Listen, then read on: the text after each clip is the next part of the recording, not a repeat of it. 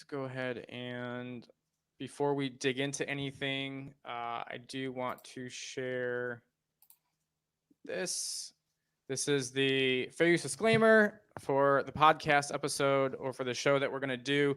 So, this podcast may contain copyrighted material, the use of which has not been specifically authorized by the copyright owner. We are making such material available in an effort to advance the understanding of the subject matter. We believe this constitutes a fair use of any such copyrighted material as provided in Section 107 of the United States Copyright Act. If you are a copyright owner or agent and have concerns about the material used in this podcast, please contact me. I know it says us, but contact me. And I will have all my information in the contact description of the channel. All right. So the first thing I do want to say is my name is Kevin. I am the host of the Spirit Warrior podcast. These are my friends, JP and Courtney. And we are concerned citizens just about the things that we're seeing going on in the world, in the government, in the U.S., and that affects our lives directly. It affects nature, the animals, our souls, everything that we're experiencing that this pertains to. So we're seeing a lot of misinformation out there, and just a lot of information that is being shared recklessly, in the sense that you're just bored at work and you're scrolling, and then you just hit the share button without actually fact checking things, or because you agree with it, but doesn't necessarily mean that it's true. So there are some people, and this is specifically in regards to I don't want to. This topic could be broad. We could go into a lot of categories with the government and how they're lying to you, and misinformation and disinformation and fact checking and censorship and all that. But today and right now we're just gonna focus on the wildfires that are taking place in Wyoming, and which most people didn't even know about, because there was so much coverage on the Hurricane Helene and then Milton back to back, that there was no real coverage on anything else. So the wildfires in Wyoming are kind of reminiscent of, I want to say, like Maui situation, kind of where there's burning, and so a lot of like unknowns there. Obviously, there was a lot of stuff with the FEMA conversation and the topics that happened with that in North Carolina, in Asheville area specifically, regarding that's similar to the Maui burning, where they weren't letting people out of the area, which is very weird to not let them out of a burning area. But That was crazy. The only people who survived Maui were the ones who defied the government, ran to the water, or went out anyways. yeah, I It seems saw like. some of those videos, and I feel like that wasn't even covered a lot either. So which is weird. But hey, here we are. Yeah. So we're gonna talk about at least the latest stuff, because this is just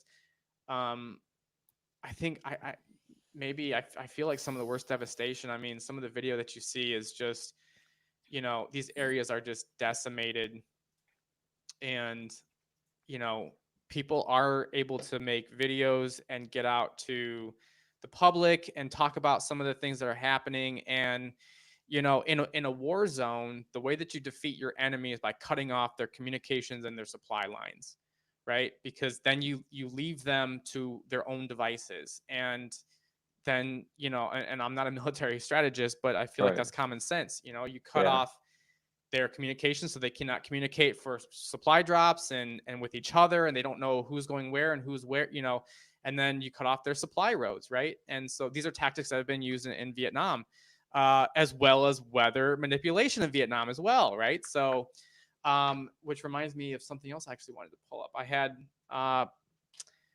done a lot of links and fact checking and research, and we all have. And so Courtney's actually going to talk about some of the fire and the stuff that's going on in Wyoming. And we're again, a lot of this is, we're just trying to generate some interest in doing your own research, in being diligent and cognizant of what's happening in our world. So if we present information here that is not entirely factual, 100% dead, smoking gun, dead to rights, I encourage you to take the time and look into that and generate um, you know, an opinion for yourself, and consider the sources, and check if check around. Obviously, like example that I want to talk about is the $750 loan from FEMA. So, as we've all done research on this, and as far as I know, there's nothing that states that it is a loan. I don't have the application in front of me. I would like to pull up an application. If you can link an application, that would be great. Um, or a contract or notes or something. But, unless you're going through the application process, FEMA's not going to give that to you. So I wasn't able to find it off of my first 5 minutes of searching. But what I did find out is that FEMA does do loans in some instances where they're waiting for your insurance to kick back in. So, obviously we've had situations where the government just gives away money, and a lot of times it's to our enemies and to other foreign countries and whatnot. But this is likely an instance where they're just trying to give people money to get them started. Uh, Realistically, people's houses washed away and their cars are gone. They have no phone. They have the clothes on their back. They don't have a way to spend that money or to access the money. So that's kind of those are like the more dire cases. But they have to do something. They have to Yeah, I mean they have nothing. yeah. So um I don't even think they could had somewhere to spend $750. To be honest, but Yeah. right. I mean, because the stores are gone. And unfortunately, that's kind of the whole thing is a disaster. And the one thing that the reason why I'm actually doing this as well is, because, and this is for all of us, this goes for me, Courtney, and JP. We cannot physically go to the disaster area and provide aid and help out. The Cajun Navy has actually been phenomenal. They're still doing stuff. I just watched a live video they had 2 hours ago. They're still unloading stuff, donations. They're moving stuff around. They're not forgetting about their people. And that's what happens in this world, is that we're so cyclical in the sense that we repeat patterns, we repeat news hmm cycles, like basically, we go through it's been 10, 12, 11, 12, 13 days since Hurricane Helene, and then we instantly jump to Hurricane Milton. hmm Obviously, I understand that you have to cover the next threat, the next disaster. You can't stay focused on the other one. But what's going to happen is that we're going to move on to another news cycle, and then people of Helene are going to get forgotten. There's still people that are being rescued in the hills of Asheville in North Carolina. East Palestine, Ohio. Right. Yes. Exactly. They were forgotten, right? People aren't talking about that anymore. So, and it's not that I want to keep like drumming these things up, but I want people to not forget that this happened. The disaster was not cleaned up and people are back to their lives. Shops are built, houses are remanufactured. That's not the case. People are living in tents. People are, still, again, being rescued, or there's bodies everywhere. I mean, maybe they didn't survive. That's the worst case scenario. So, I do, obviously, like I said, Hurricane Milton passed a couple days ago. I talked to Courtney and JP last week and said, hey, let's shoot for the following weekend after Milton makes landfall. Because there's a lot of hype and a lot of tension right now. So, you never want to jump in and be like that on the ground reporter when nobody knows what's going on in the chaos, right? So now things have settled down from Helene. There's more stuff out there. We're able to pull up and research. We're able to show you guys. And, I do as much fact checking as I can. I think everybody else does as well.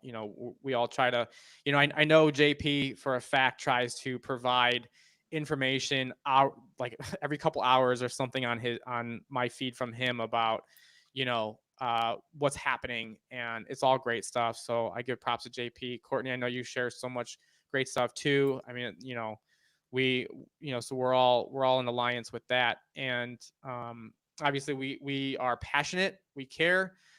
I am just to kind of get this out there, I am spiritual. I'm not religious in the sense of I don't go to church every day, but I do believe in a higher power. I do believe that the the Bible actually has some things going on right now that are very telling. I'm going to pull something up about that. But again, I'm not one to like look at everything in the Bible and go, that's fact, that's fact, that's fact, right? There are some things that are relevant, some Right. things that obviously are not. Religion is not for everybody. It's not for me. I'm spiritual. I believe in nature, energy, all of us, right? Higher purpose, that kind of thing. And this is our purpose. This is our mission. This is what we're doing. We're educators. We're going to help spread the word about what's happening because we want to do something. We care about our fellow American, our fellow human being. We also don't want the government to trample on our rights and take advantage of us. And I think that's kind of why we're here today. So that's my intro. I'm gonna introduce Courtney at this point, and she's gonna take over to kind of talk about the wildfires. Go Okay. ahead, Court. Take it Thanks. away. All right. Thanks, Kevin. Just let everyone know I am on a hotspot. Good versus evil. My internet went out last night, and I live in an apartment building, so I have to wait until Monday to talk to the office. So I'm hotspotting. So sorry if my video is not great or if there's lag or anything like that. But I live in western South Dakota, so I'm not that far from the Wyoming fires. I'm a couple hours away, which for me is way too close for comfort. um, so I did want to share with you some of the things that I found. Let me share my screen.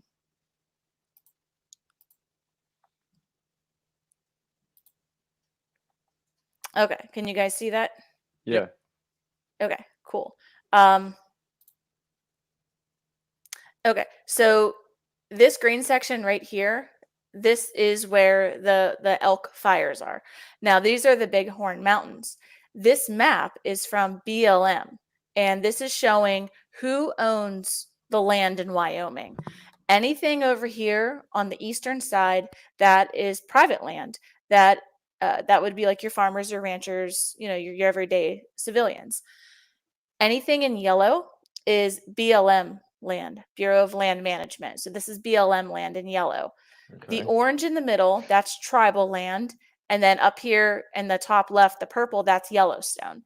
So you can see the eastern side of the state is private. And then the western side is either BLM, tribal, Yellowstone. The green is forest. The green is like forest, mountains, forest area. So this section up here, this is the Bighorn Mountain Range. It borders Montana. But now if we look at this map, this website is fireweatheravalanche.org. So this will list all the wildfires that are going on currently. Anything that is a current wildfire is in red, and anything that is contained is in black.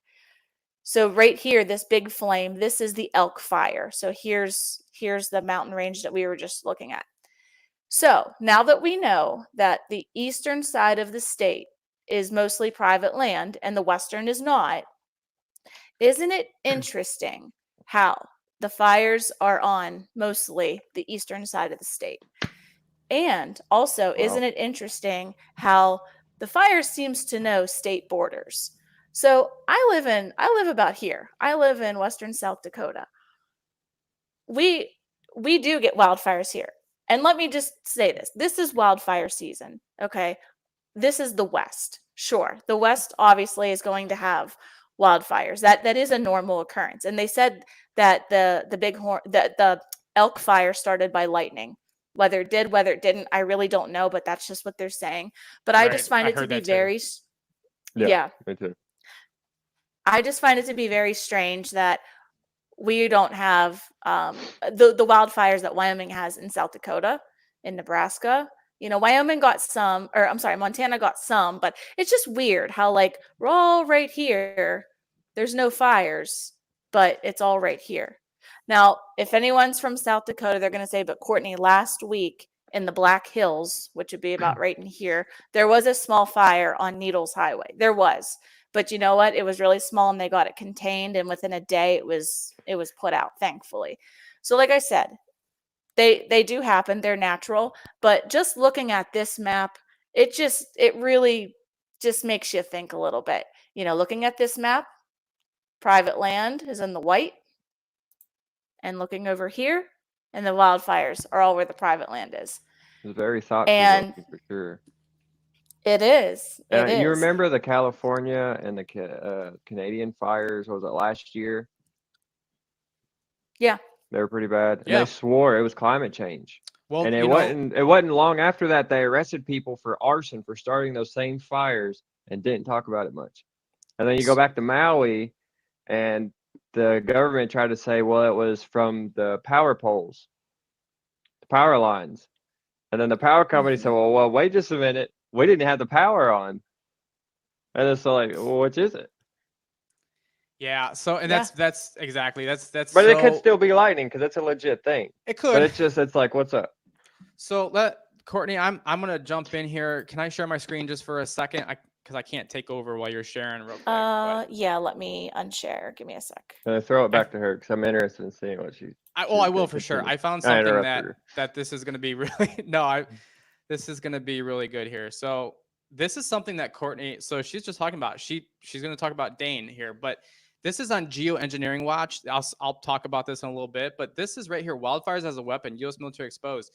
Is the military-industrial complex insane enough to incinerate Earth's last remaining forests to achieve a global controllers? Yes. So a formerly classified U.S. military document titled "Forest Fire as a Military Weapon" is truly shocking expose of planned scorched earth destruction. The U.S. Forest Service actually participated in research and planning that went into this military and instruction manual for carrying out orchestrated forest fire catastrophe. Yeah. Yeah. So this goes into, I mean, this is a great website to learn anything about what's going on. Here's obviously we have chemtrails, right? And I quote that because some people are going to say those are contrails, right? And my thing is, chemtrails do not make clouds. So I just wanted to bring that to, because as you're saying this, I want to back you up with your statement of, hey, here's wildfires. They're contained in the border here. And we have clear and present evidence from 2022 That is possible. That is possible. Exactly. So I'm going to go ahead and stop sharing. So back to you, Courtney. Okay. Let me reshare.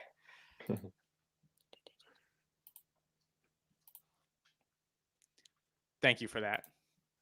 Sure. Okay. So for the elk fire, as of like this morning, it has burned over 84,000 acres. Wow. I can't even like wrap my mind around how big that is.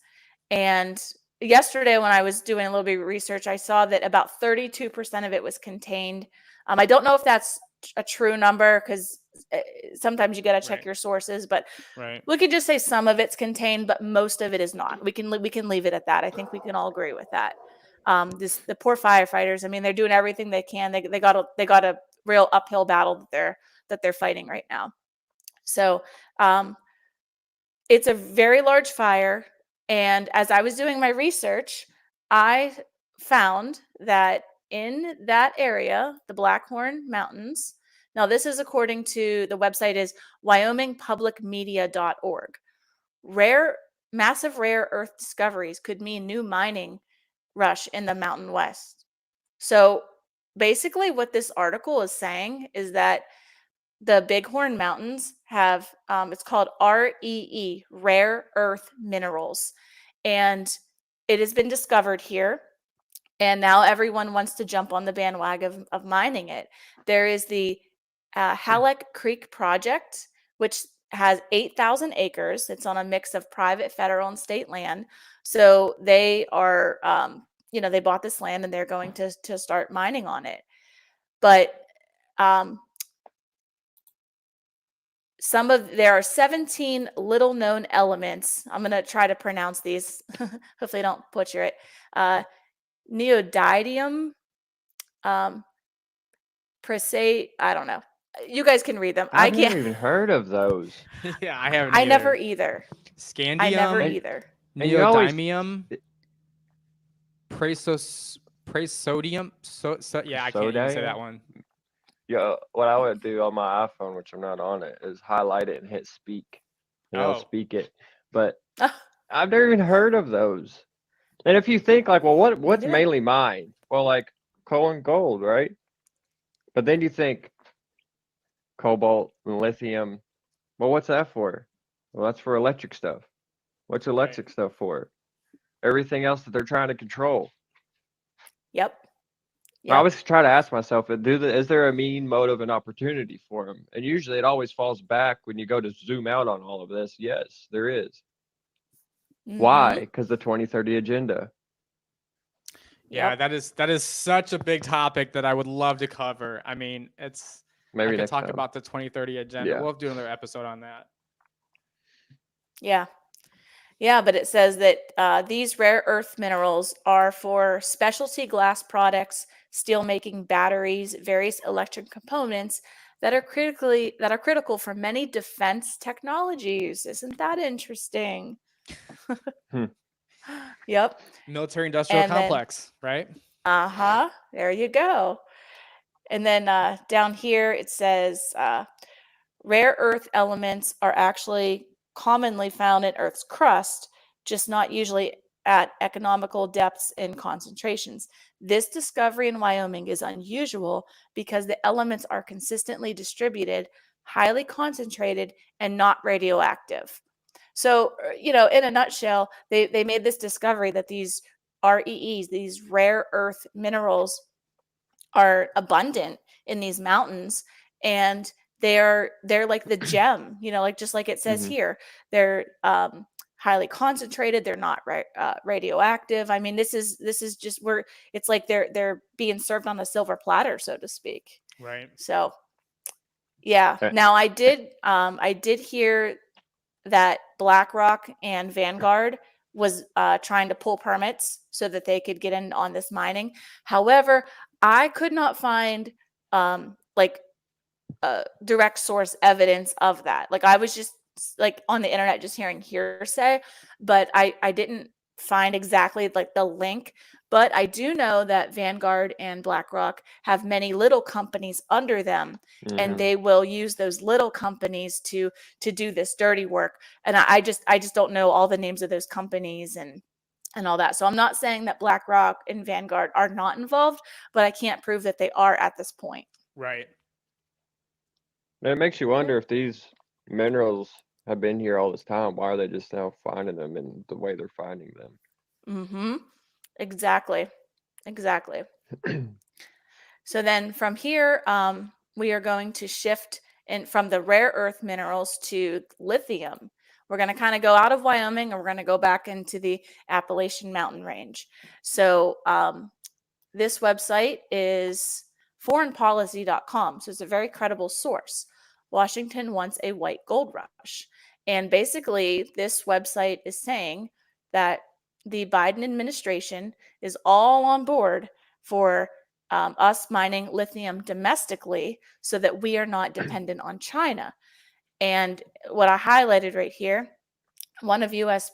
President Joe Biden's biggest efforts to jumpstart the sector can be found in the Inflation Reduction Act, his flagship climate bill that aims to boost the domestic critical mineral supply through hefty tax credits.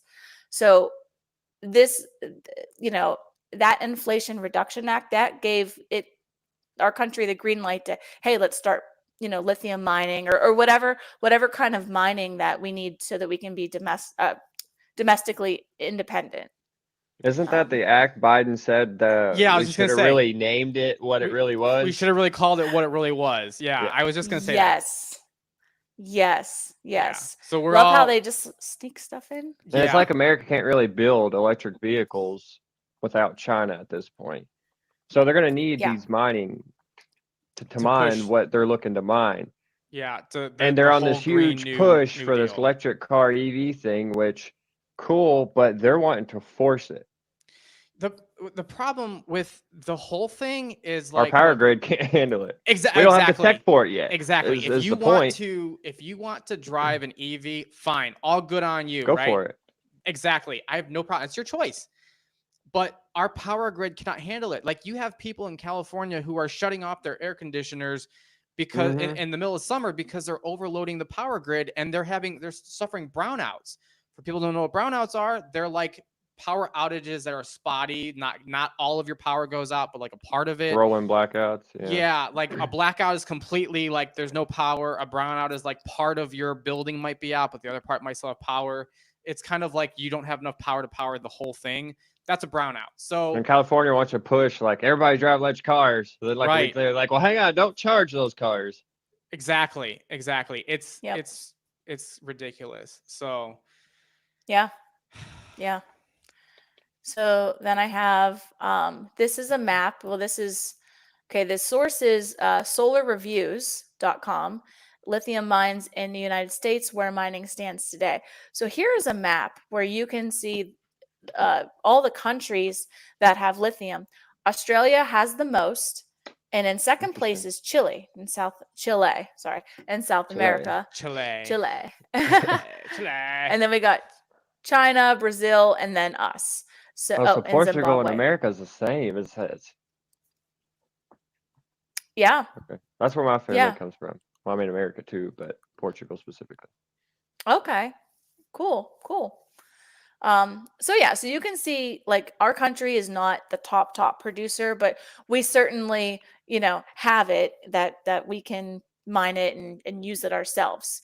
And this article right here, did you guys know that there are 2 mines in Nevada mining lithium? Did you guys know that this is actually going on right now in Nevada? I actually don't had no think idea. so. No, I had no Yeah. idea. I didn't know either, but there's 2 active mines in Nevada, and then it goes to say, however, lithium is all over the country, including states like North Carolina and California. Oh, not North Interesting, right? Carolina. Oh my North God. Carolina. Is that where a hurricane just traveled 800 miles on land? Yeah, What a I place. wonder was. where in North Carolina was it under a giant hurricane that flooded an entire Same thing. county zone area? Yeah. Same thing. Yeah. Just, we're all just trying to connect the dots here, guys. Things that make you go, Yep. Bobby. Right. Yeah. So this website is NPR. Hey, you can't Wow. say that I'm not. No, you're definitely getting your sources from like everywhere, right? Yeah. I like how they tell all themselves. Like, they dry snitch and then they try to go back and like remove it. Yeah. Right. Like they scrub it. Well, and the great thing is I think if you go to like archive.org, it's a website that actually catalogs and archives versions of like it takes a Wayback Machine. Wayback Machine, Yeah. exactly. And so you can find stuff that was like erased and deleted as proof of like, hey, you actually did post this. This wasn't real. Yeah. Yeah. So basically what this article is saying is that the residents of North Carolina are obviously very concerned and they don't want, lithium mining to happen. Now from my research, it's not happening in Asheville, right? I'm seeing that if you guys look at a map, where Charlotte is, it's west of Charlotte. So it's not right in Asheville, but let's face it, it's in that area, right? It's close enough to where that hurricane hit. And so we got this right here says Piedmont's plans calling for 4 open pit mines 500 feet deep. That means demolishing houses, digging up farmlands and woods, and disrupting streams. Some neighbors have sold their land to the company, but others who properties borders the site aren't happy. I mean, it's terrible. I mean, we all know what like the mining can do, and I think everyone probably has seen the pictures of the lithium mines, like in China. It's just this big barren hole in the ground. I mean, it looks horrible. Yeah, and it will destroy all the all the land around it and contaminate everything. And then right here, this says. He's talking there. So there were old lithium mines that closed in the 1980s and 1990s, and now they're contaminated with arsenic, which naturally occurs in the soil and the rocks. So the old mines, like they have arsenic in them now. How is that healthy for the environment, for everybody? It's terrible. And these residents, they do not want this there. So I want to share something. If I can just share something real quick. I found something that pertains to this mine here. Yeah, I just did too. I wonder if it's the same thing. I wonder if it is. I feel like we're on the same. So this is from a radio station, I think. Charlotte's 20. So last December. Okay. 20 Almost a year 2023. ago. Work to begin in early 2024 to reopen Kings Mountain lithium mine. So it talks about North Carolina's revival of a major source of lithium will take a step forward early next year. Albemarle Corp, which I'm going to do some research on this. This is probably a subsidiary of BlackRock. I wouldn't doubt it.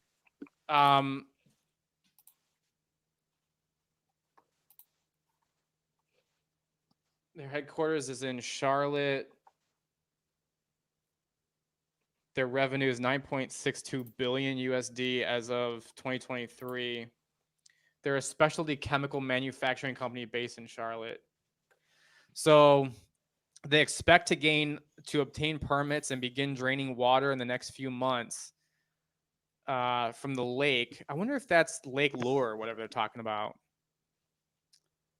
I mean, we'll know for sure if none of these people get their homes back and they start mining. Well, it's right, and it says the project still needs a state mining permit.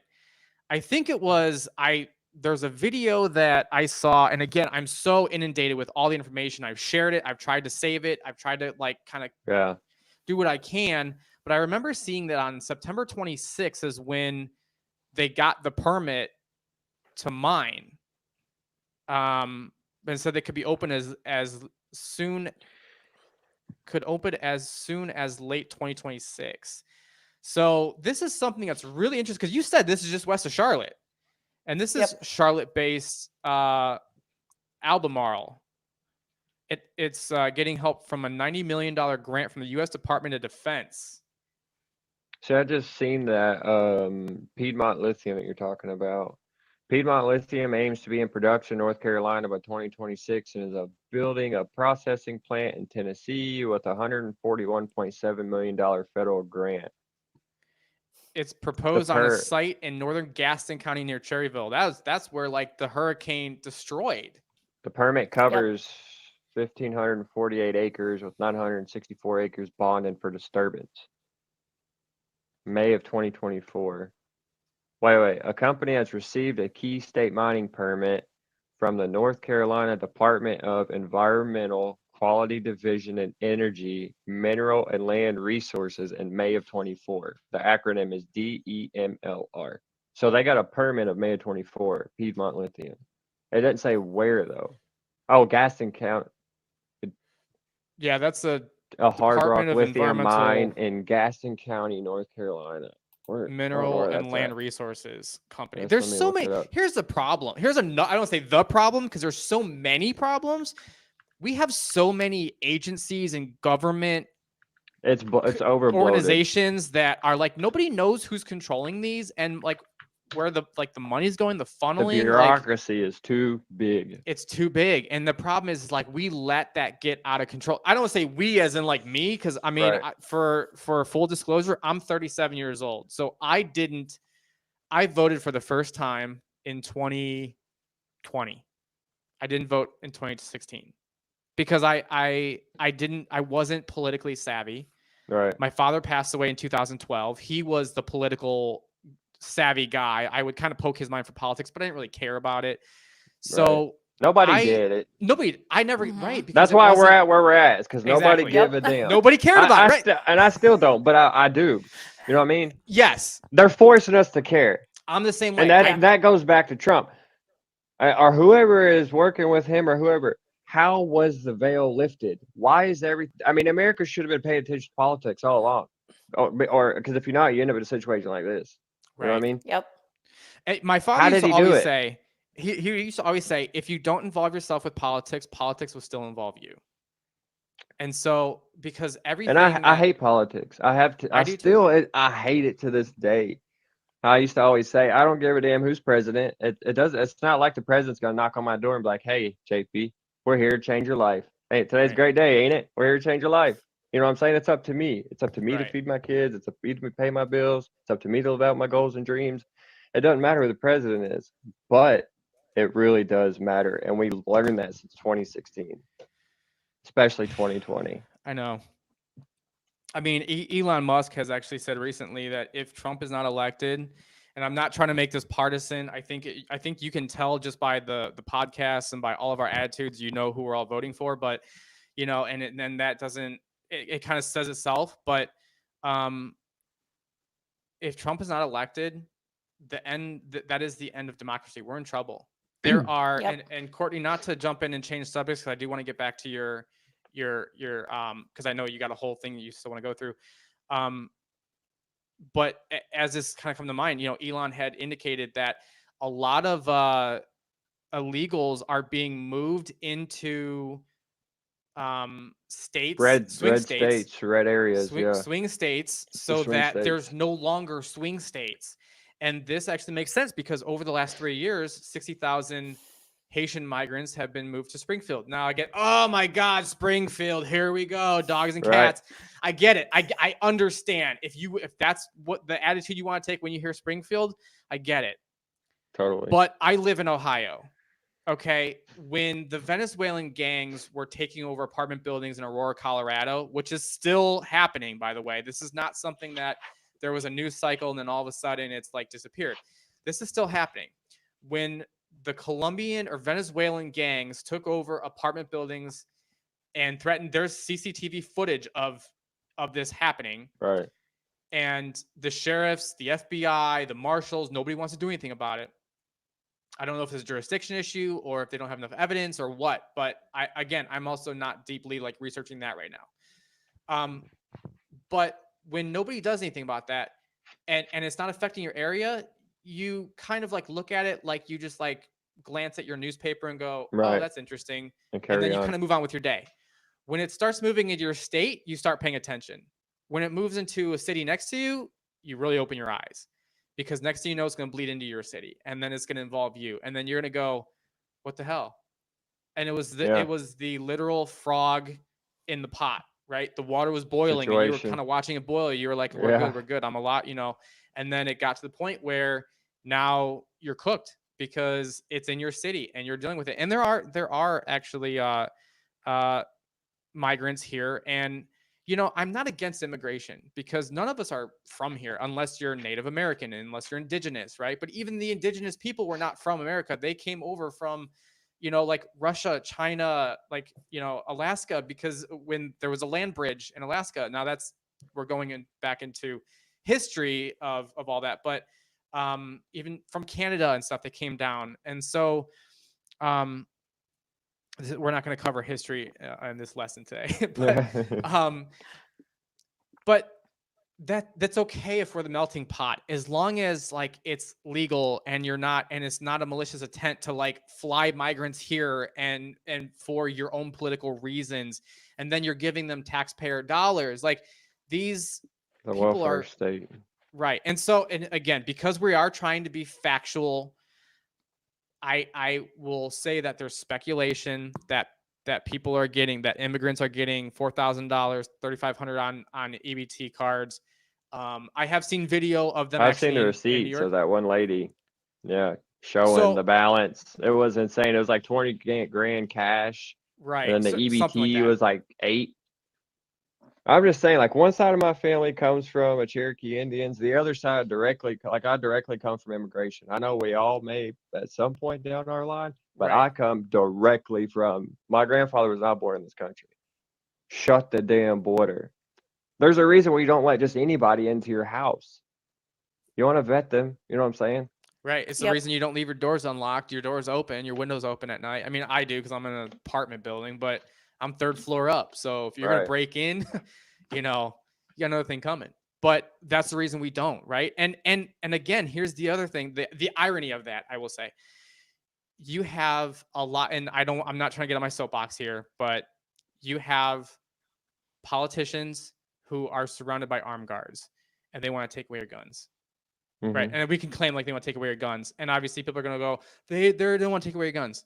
Really? I mean, because I feel like they're making more and more restrictions on it. They're like, let's restrict this. Then let's restrict this. Like if you, and the politicians have said, we're going to take away your AR-15. Hell yeah, we're going to ban your AR-15. Yeah. So if you guys sit here and say they're not going to take away your guns, what then do you not believe the politician that you're voting for then? Because they're the ones saying that. Yeah. Trump It's doesn't like get on Trudeau. TV and go, Trudeau "We're going to said, "I'm ban going the to take away AR-15." pistols." Right.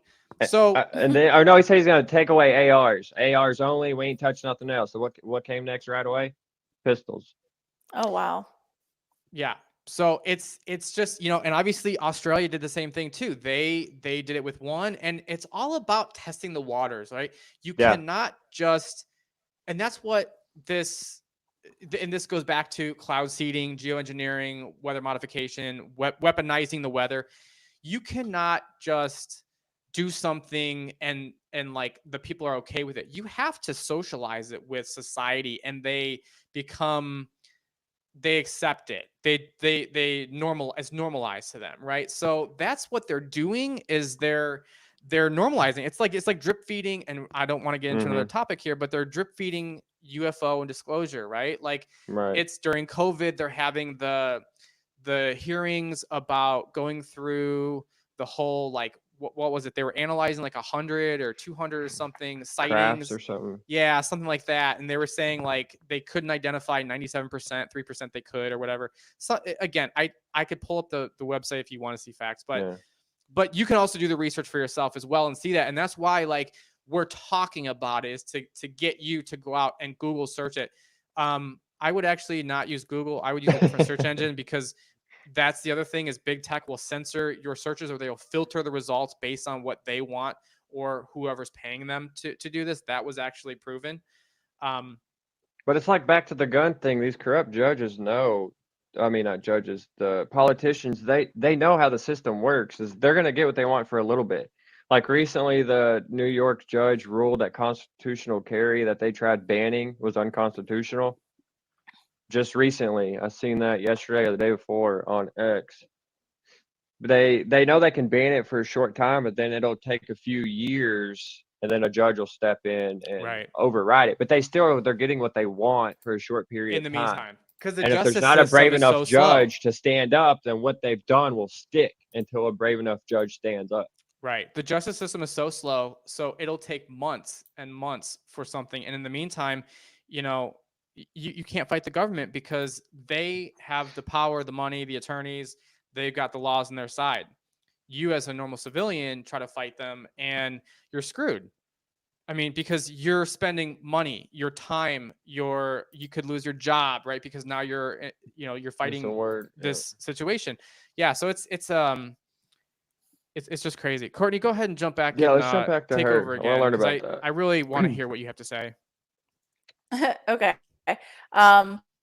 So I might have to hop off soon, because I got a text from my cell phone carrier that I'm 60% of my hotspot, and I just don't want to have like the video slow down and all that. It is So already I starting will to get a just little go bit with choppy. Do you want me to go ahead, and if you want, you can turn off your video, so that way it saves that, and we can just it'll use less you can just data if you share your screen. Yeah, share your screen, and then Okay.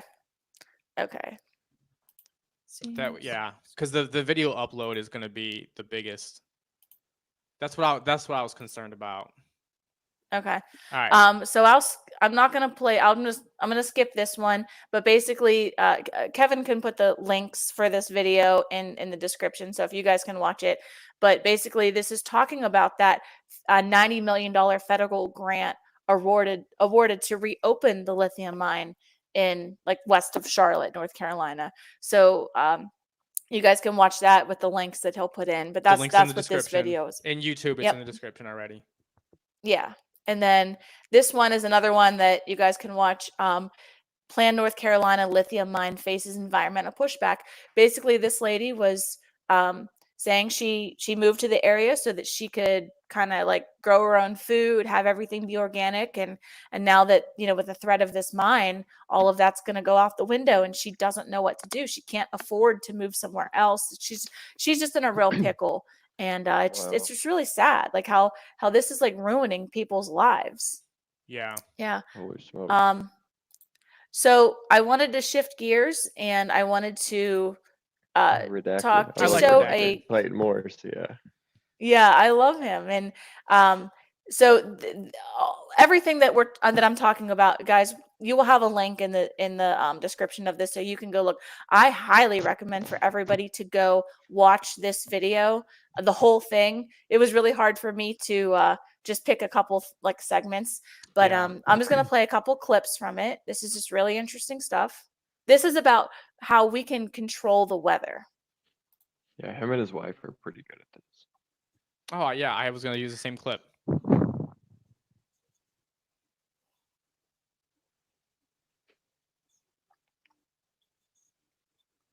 Is there audio with this? Because I'm not hearing anything. Seems like I hear it, but it's really low. Check your volume bar. I think it's Let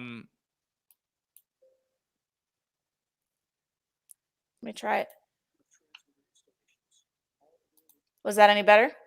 no, I'm hearing it from you. Can you reshare your screen? Yeah. And then make sure that you have the sound Yeah, it checked seems at like the I bottom. heard it. It was just. I think I heard it from her Oh, speakers is what it was. yeah, exactly. Oh, okay. Yeah, so when you do Yeah. share screen, check the box at the bottom to make sure that you're sharing the audio as well. Yeah, it's checked. Okay. Okay. But you know, that's okay, because Yeah. I have the links in the description. I also have a similar video as well. So we'll play it. We'll get it up. Okay. But basically what this is saying is, let me turn on my volume. Yeah, I do. I hear it, but it's like I hear it almost if it's coming through your speakers into your microphone. Okay, that's weird. Yeah, it is weird. So he's saying these are electrically conductive particles, and you can see the hurricane is avoiding them. So if they're able to put in our atmosphere these particles, then they're able to kind of steer it where it needs to go. Right. So it doesn't go where where the frequencies are. Right, exactly. So I won't play the rest of this video. Like I said, you guys can just look at it yourself because you guys can't hear it.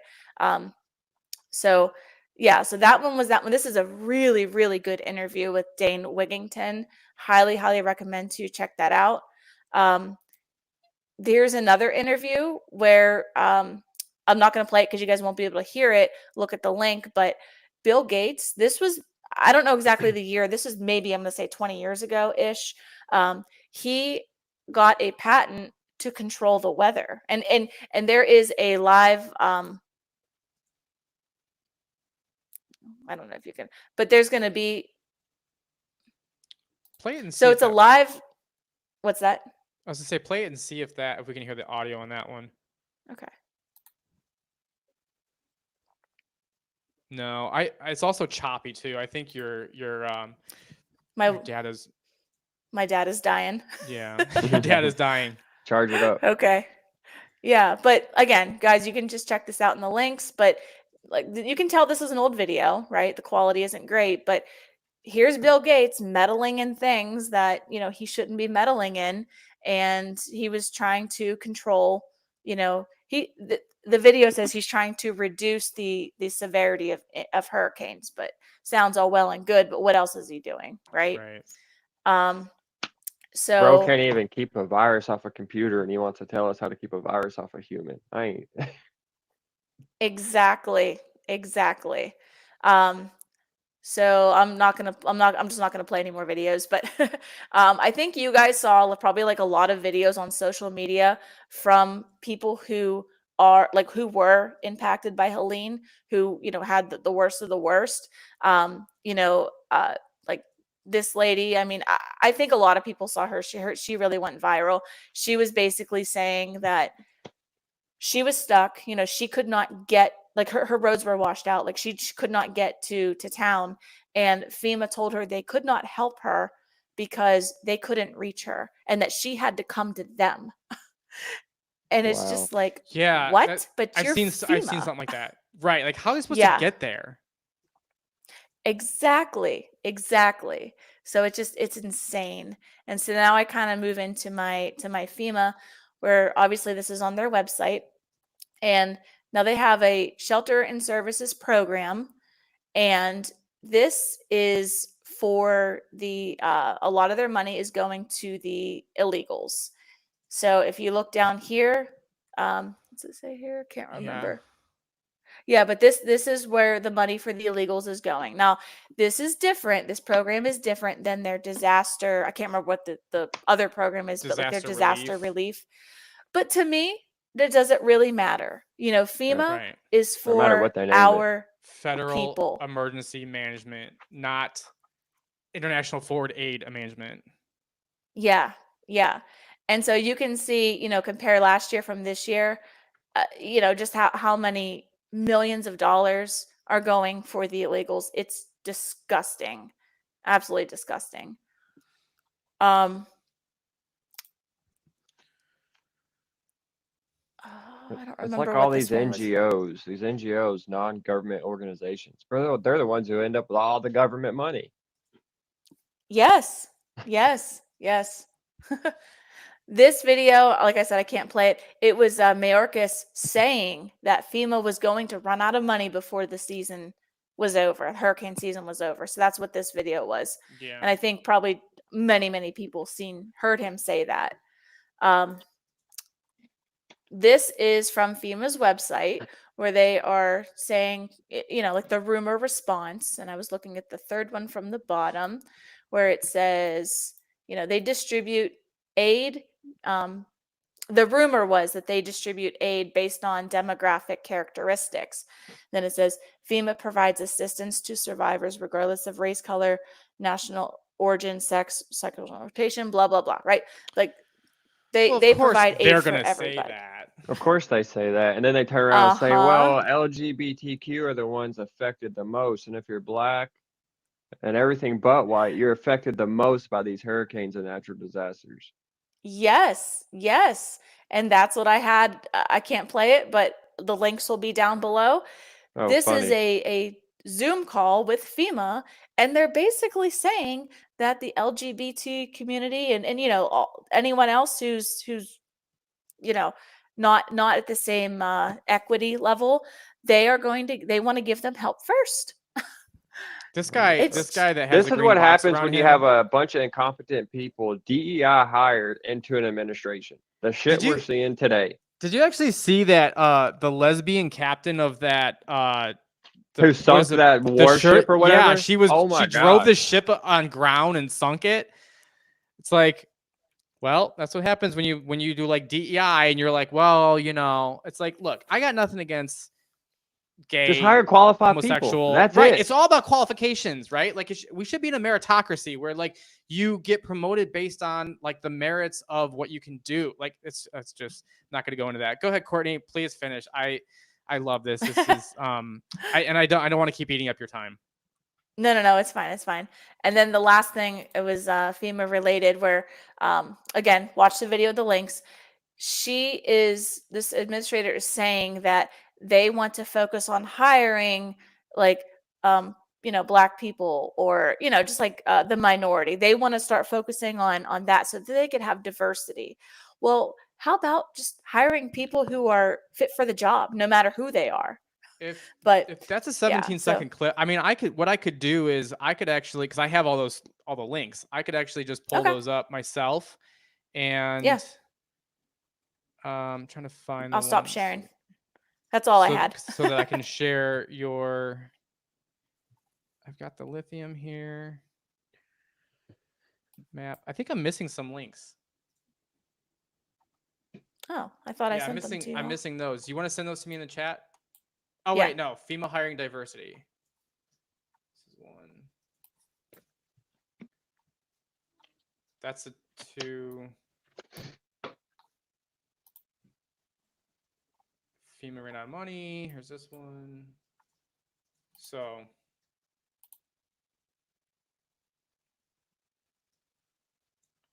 No, we need to actually change because.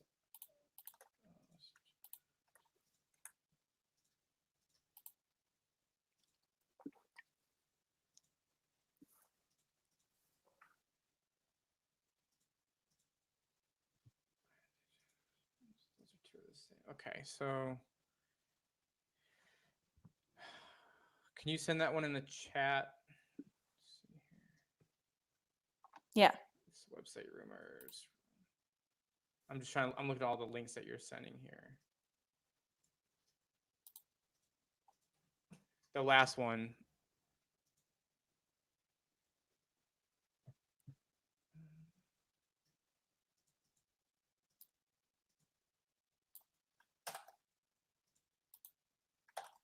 Okay, you should get it now. Got it. Female hiring diversity. Was that the 17-second clip, the one that you just had up? Yeah. This says it's 2 minutes and 29 seconds. Oh. Well, let me look.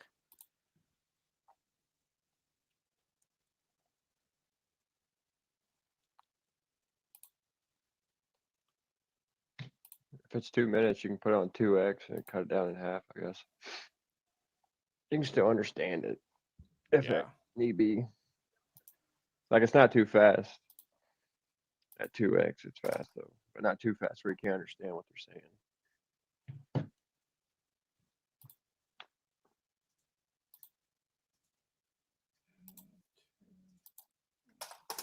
Okay, try that.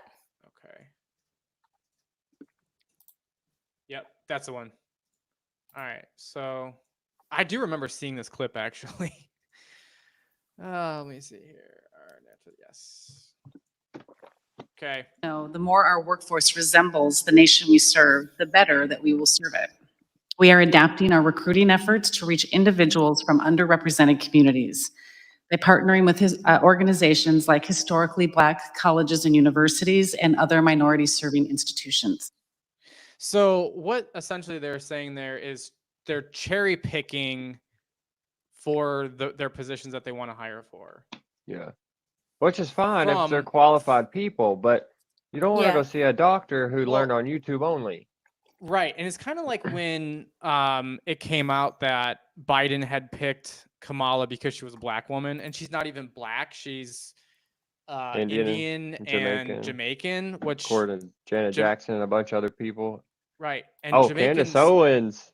I got some recent stuff on that, which is crazy. They crazy. Have, they have some beef there. Let me put this other one up here and because this is the... Well, thank you, Trace. Fox on top of the devastating impact from Helene and a port strike that is threatening to compound it all. And now a warning from the Homeland Security folks that FEMA doesn't have enough funds to deal with all of this. And we are on all of this. First to Georgia, where President Joe Biden is set to survey the damage and make some remarks this hour. Here. Welcome, everybody. I'm Neil Cavuto. Let's go first to Lucas Tomlinson in Georgia, what we're likely to hear as the president visits some of the hardest hit states and towns from Helene. What do you have, my friend? Through the season. Here's basically where he says this right here, just so that we're saving time. Earlier today, President Biden arrived on Air Force One. So FEMA does not have the funds. Another hurricane hitting. We do not have the funds. FEMA does not have the funds to make it through the season. So that's Mayorkas, who is not head of FEMA. He's head of Homeland Security, and which oversees FEMA and Secret Service. Yeah, oversees FEMA and all that. So they do not have the funds to make it through the season. And why? Because of what Courtney said. They gave it to the illegals. I mean, earlier today, President Biden arrived on Air Force One in Tallahassee, Florida, the state capital, where he was met by local officials, but not Governor Ron DeSantis, who was touring storm damage outside Sarasota. The death toll of Hurricane Helene is now over 200 and is now the second deadliest hurricane to strike the U.S. mainland in the last 55 years. And one day after touring the hard-hit areas of North Carolina, President Biden is touring the destruction in Florida. And, of course, here in Georgia, he has authorized 1,000 active duty service members to join the relief efforts nearby Moody Air Force Base. Very interesting stuff. Yeah, I hadn't seen that. I don't watch much news. I hadn't seen that. That was interesting. I mean, I did see the clip on X, but yeah, what it makes you wonder is, I mean, obviously he's probably being truthful about running out of money, but is this kind of a ploy like, hey, y'all, we need more money? Well, and then, come more illegals. We need more illegals. Yeah, you have to wonder if that's what it is or not. I mean, right. But so this is the hurricane link directly into Tampa and the Sarasota area specifically. Like, that's the question that stands out to many of us. Many people are wondering why Tampa specifically, though. Let's talk about Bill Gates, the man who wants to control the weather and reshape the way that you live. I mean, down to you not eating meat. He wants to take down forests in order to cool the climate. He wants to let's jump ahead. Let's watch. When you hear the name Bill Gates, you probably think Microsoft founder, but now the billionaire may be known as the hurricane tamer. Gates is listed as one of 13 inventors on a patent filed for hurricane prevention methods. Hurricanes gain strength from condensation driven by warm surface water, which leads to greater wind speeds. Gates and his team plan to use a fleet of ships to cool warm surface water by mixing it with colder water from greater depths.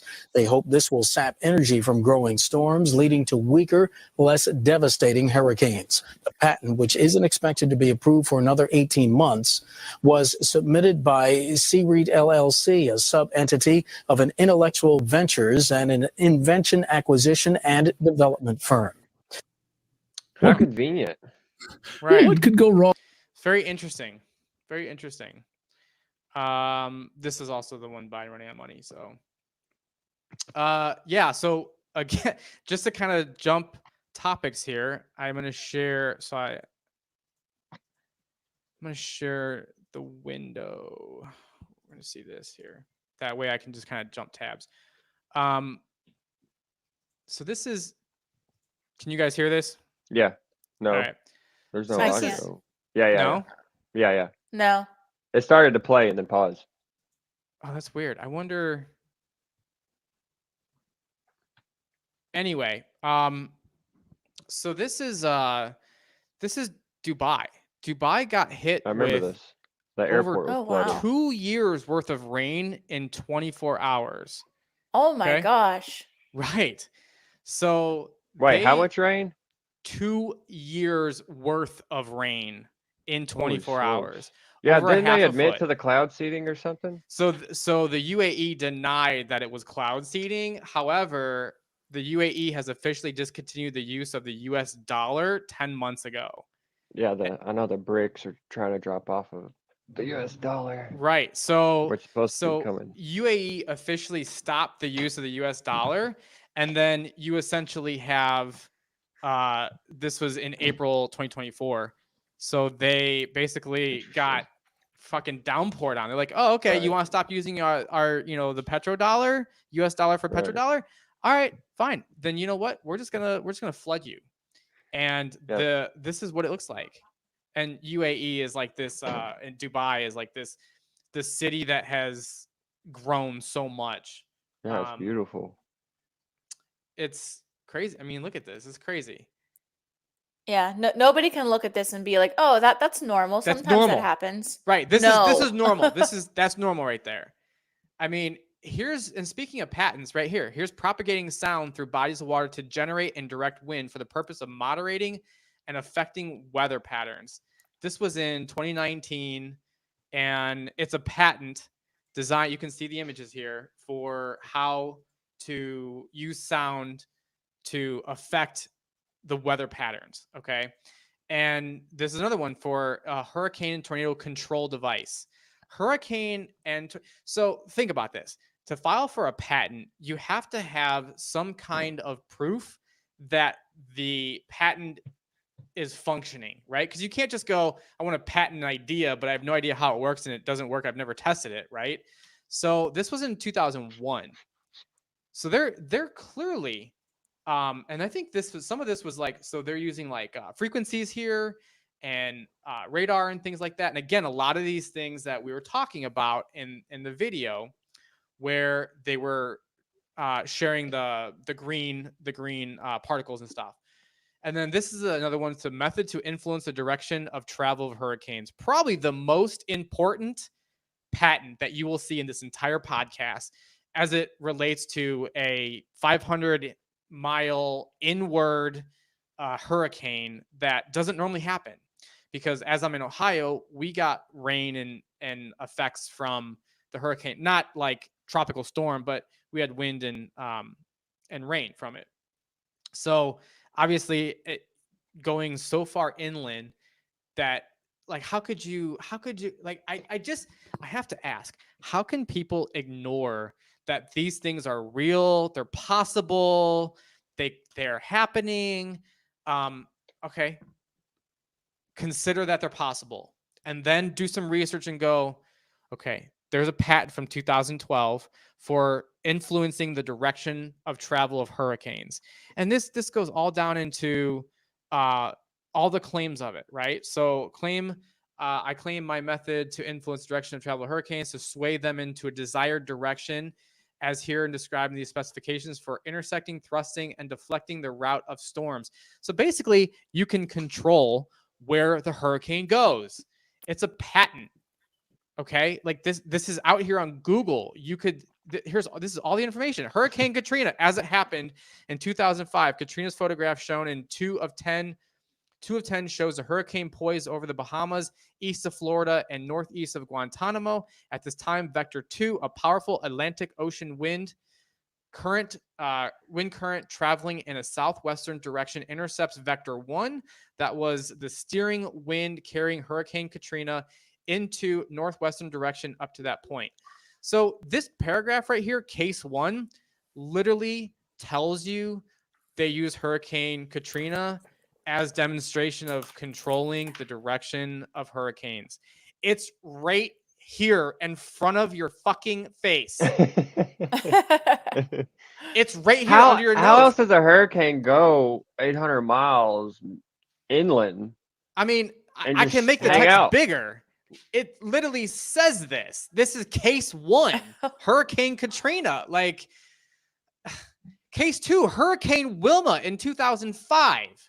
Wait, Hurricane Katrina, wasn't that the one they went local cities and towns and demanded everybody give up their guns? And they collected firearms. Yes. That was when they declared martial law. They went door to door. Yes. Oh, I didn't know that. Wow. Yeah, I remember watching the clips of it. Case 3, Hurricane Irene, as it happened in 2011. Page 8 of 10 of these photographs shows Hurricane Irene carried by Vector 1. The steering wind that was carrying Hurricane Irene was traveling north of Puerto Rico and Dominican Republic with a northwestern direction. I need to clip this. I'm gonna mark that as a clip. So because this is clearly the evidence. This is the smoking gun. Like, we sit here and talk about, like, we may or may not have the evidence. We're just showing you stuff to think about. This is the evidence right here. What's the case 3 right there say? You had case 3, Hurricane Irene could have been swayed away in your page 10 of 10 shows an early point A where we could have applied our northwestern pushing, swaying vectors. So they could have been swayed away. They could have? They could have. But they'd rather have the destruction instead? Our vectors, Irene was one of the bad ones. Irma was a bad one. Katrina was a bad one. Helene obviously was a bad one. I'm curious. I mean, and obviously we have proof of this. Man, okay, so we've got, this is the patent right here. Like, if you want the proof, this is the patent. Our live research task is to find not only the kind of explosives that will push on winds without going through them, but to find the optimum amount of explosives that will reduce the total number of blasting. So there's this, and they have a plan of action here. The corresponding governmental offices of meteorology will provide us with the location data. So this is obviously done by the government. This is not, this is in conjunction with the government. Similar documents. There's air warfare and the missile age. So these are all different documents that are very similar. Oh, the truth of Jutland. So these are the patents. Okay. Let's see here. So I'm going to play this video. You guys should be able to hear this. Let me know if you have issues.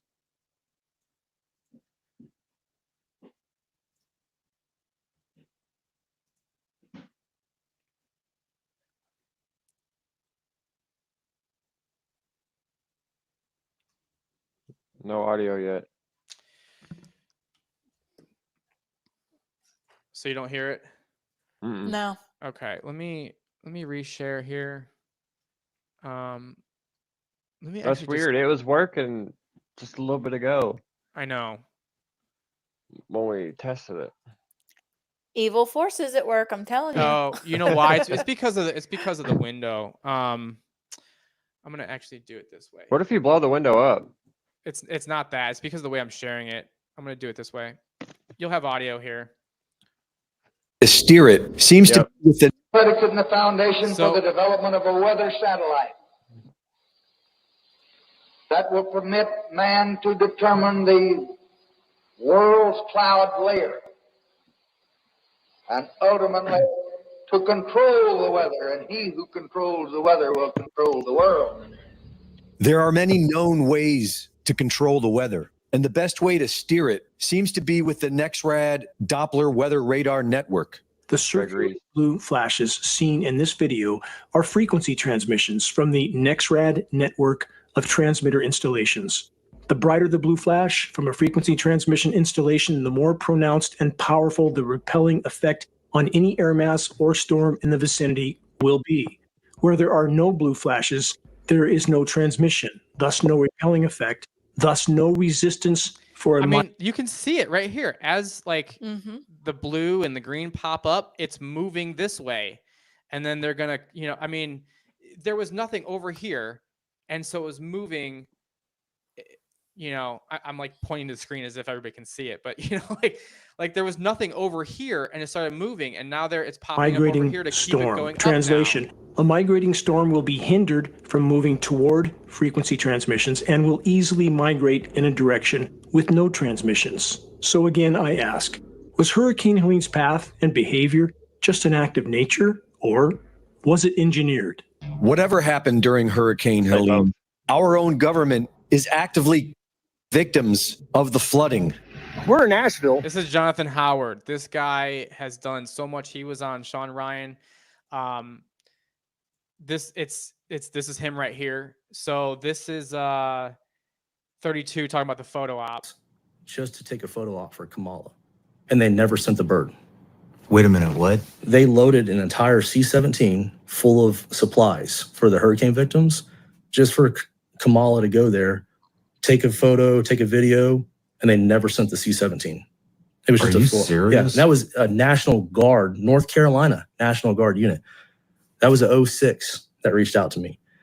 And then I had another. He reached out to you to tell you that they did a photo op and with the intention of never sending. Never sent it. It was just a photo op. The day Joe Biden flew in to Asheville, So they had for the record, so everybody knows, an 06 is a military, it's an Army colonel is what an 06 is. So that's a high ranking official. It's not the highest, obviously there's generals above that, but a colonel is generally privy to this information. This is not a corporal who is like pissed off. This is a colonel who's sharing this information.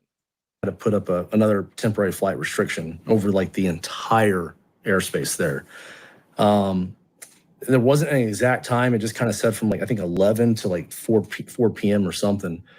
And it wound up being, I think, from 11:30 to about 3:30 or something. But by him coming there, he actually never landed. He just flew around viewing. But because of that TFR, all rescues were shut down. We couldn't go do work. And that was the very first day we had like no fog, no clouds, no rain. So again, just because they use acronyms heavy, a TFR is a temporary flight restriction, which means that you cannot fly drones, you cannot fly airplanes, helicopters in an area where there's a TFR. So, again, what he's talking about is Obama had flown around. I think he said Obama. It's the clip is Biden. Yeah, Biden or Kamala, whatever. They essentially, even Congress people were trying to fly around the area, and they were like, stop, you need to stop, because when you do that, we can't go rescue people. So this is, again, things that were happening that, shouldn't have happened. And we were like, oh, we're going to go get all these rescues in. And this was still early in the week. I think it was Wednesday. So this, when people were still very, very desperate. A day so ago. I ran to a senator from North Carolina the day before. So you can watch that whole thing. This is another clip where they talk about what you can do. And this right here, this clip that I'm about to play is why I asked Courtney on here and why I asked JP on here, because all of us are passionate about everything that we're talking about. Because this is right here in front of us, and this has 476,000 views. So we're not the only ones that are doing this. We're not the only ones that are trying to get the information out. This is what you can do. So I know you guys are asking for heavy equipment. You brought up volunteers. What can the everyday person do who can't travel across the country to go work in a kitchen? They don't have the means to send an excavator or a steamroller out there. what can they do? They can donate, or they can do their own supply drive. We had several folks set them up, putting together packages of care items and then having them flown into the area. You talked about FEMA earlier. That airplane almost got shut off flying into Asheville Airport. We had to go back to our buddy Devin at Hickory and get him to allow that aircraft to land and offload all those supplies yesterday. Another big thing is spreading awareness. I know everyone's hearing all this misinformation. I get accused by people like, you're a liar, you're spreading false information, you're looking for your 15 minutes of fame, all this like nonsense stuff. But like I actually have the real videos showing this stuff. Yeah. And these other people online are just lying. They're reading articles. They're like, well, I read there's 6,000 military people there. And I'm like, where are they at? I'm here. I don't see them. So there's a lot of misinformation, but keep spreading it. I mean, like my own video got fact checked by a third party. And Are you serious? Yeah, it really did. My own video got fact checked, and it's like, this is false information. I'm just like, that's my own video. Holy shit, go figure. So there's a lot of, they're really trying to suppress the story of what's really happening there. Actually, Jeremy, the founder of Aerial Recovery, he was meeting with the mayor, and they had CNN there at Lake Lure, and he was escorting CNN, the biggest fake news network there is, and they wouldn't even let CNN videotape the disaster areas. They would only let them film areas that weren't that bad. Are you serious? That's what I'm saying. Like, that's how bad it is when they don't even allow CNN to actually film the real story. So again, I know these all these videos. I'll link these in the description. I think I did. If not, I will. But you can find them. They're on the Shawn Ryan Show on YouTube. That's obviously the one of the biggest things that we're looking at here is the circular weather blue manipulation flashes seen in this video using are it frequency as a transmissions weapon from the NextRad against whoever they network want. of transmitter Right? installations. Because when you can flood an entire city like Dubai in the UAE and just make rain, like just put a cloud over them like it's a cartoon just pouring down rain on them, it's like, all right, fine, we'll just flood you out then. I mean, even me, deep down, I don't want to believe any of this stuff. But when you start digging, you can't help to be like, man, I'm starting to convince myself. And you start hearing all these stories and you see the patents, and it's just crazy. I know. This is what Rebuild Rescue was also working with. This is 100. They have 147,000 views from 2 days ago. This is what they were flying over in North Carolina. This is they flew a helicopter to Asheville to help, and it's worse than we thought. I actually have it on. I know somebody personally who is a helicopter pilot. I will not say his name. I know someone personally who is a helicopter pilot. He's also a fixed wing aircraft pilot as well. He has friends who are down there doing rescue missions, and he said it's the worst they've ever seen. And they're combat pilots. They have been in combat zones, and this is the worst they have seen. So we're talking like, man, that's horrible. So I just got back home from being down in Asheville, North Carolina, helping all the folks down there running some rescue missions with a good friend of mine, Vincent. Him and his partner, Lyle, they have this R44. So these guys are all doing great things. I mean, they're flying, they're trying to communicate and get things going on. They talk to people, got information, sheriffs, they're loading up Starlinks here in which obviously is huge. Because there's no communication. So they're loading up Starlinks to go drop off to people and fire stations. One of the big things that they did was they were actually delivering Starlinks to fire stations who had no communications. And Elon was essentially giving people these, subscriptions and not having to pay for them. So I'm going to stop sharing, but so JP, if you got some stuff, I know you have some stuff that you want to share. So I want to get you in here. Yeah, I don't want to bogart everything. Things. Let me see. Just real quick. My speed is really slow. Am I messing up the live video? Like when you're playing a video? No. Okay, good. That's fine. No, you're good. Your webcam is off. You're nothing but audio is transmitting right now. So you're good. Okay. And that's the thing, when we look at all these videos, we see that good old hardcore masculinity that they talk so much shit about saving these people. Right. Yeah. Right.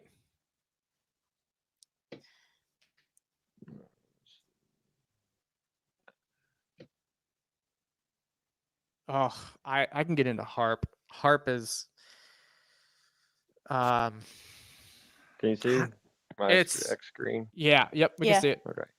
So on the topic that Shawn Ryan clip you were just showing, I don't want to play all of it because it's 10 minutes almost, but this guy says he was there personally. Let's see.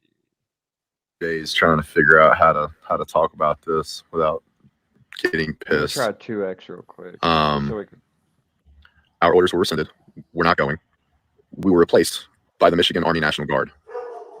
With due respect to those guys, and I'm sure they're great and they're capable, somebody explain to me and make it make sense how it's beneficial to the taxpayer to bring a group down 1,000 miles from Michigan instead of using somebody else that's 3 hours away, maybe in their own backyard.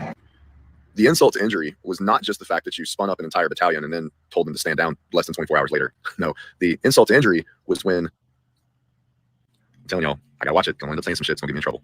The insult to injury was that somebody's retarded ass PAO decided it was a great idea 4 hours after they rescinded orders to start posting on social media, on Facebook, on Instagram, these posts, videos with this overwhelming music in the background, building this dramatic. Get the fuck out of here. You tried to make it look like one of our units was tip of the spear, answering the call, responding to the storm. Bitch, please. They were there on mission for less than 4 days.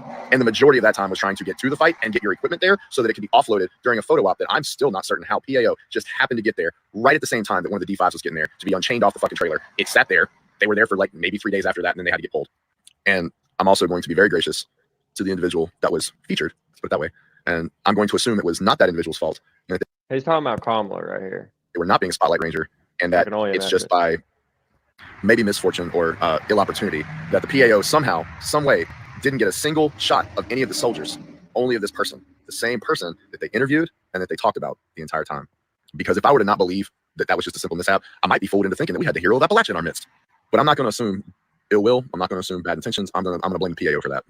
My question then is, why was it so important to look like you were doing something when you're really not fucking doing something? You know, one of the favorite radio hosts that sometimes I don't listen to his radio show. Sometimes I'll make some good posts on PragerU, Dennis Prager. He posts a question: does something do good or does something feel good? To what end did you have to make that post? To what end? Did it make you feel good? You posted it 4 hours after orders were rescinded, and then you posted it again on Instagram, and you put this dramatic fucking interview with all this fucking music in the background. Please, they're doing nothing. We Compo 3 are doing nothing because you will not allow us. You will not go to those in Congress and say, look, figure it the fuck out. Somebody still in Governor Cooper's office does not want to use Title 10, and I have no idea why. They would rather use Title 32 from 1,000 miles away than the motherfuckers 3 hours down the road, sitting on the right equipment, by the way, because the some bitches that came from Michigan, I'm sure they're damn good boys. They brought dump trucks en masse, and that's cool, but this was a haul mission. They gonna need dozers and plenty of them. See, I told you. I gotta calm down a little bit. Bottom line, we have people, and we have assets, and we can help, and we're closer. And somebody somewhere does not want Title 10 involved. They want to keep this purely a 32 mission.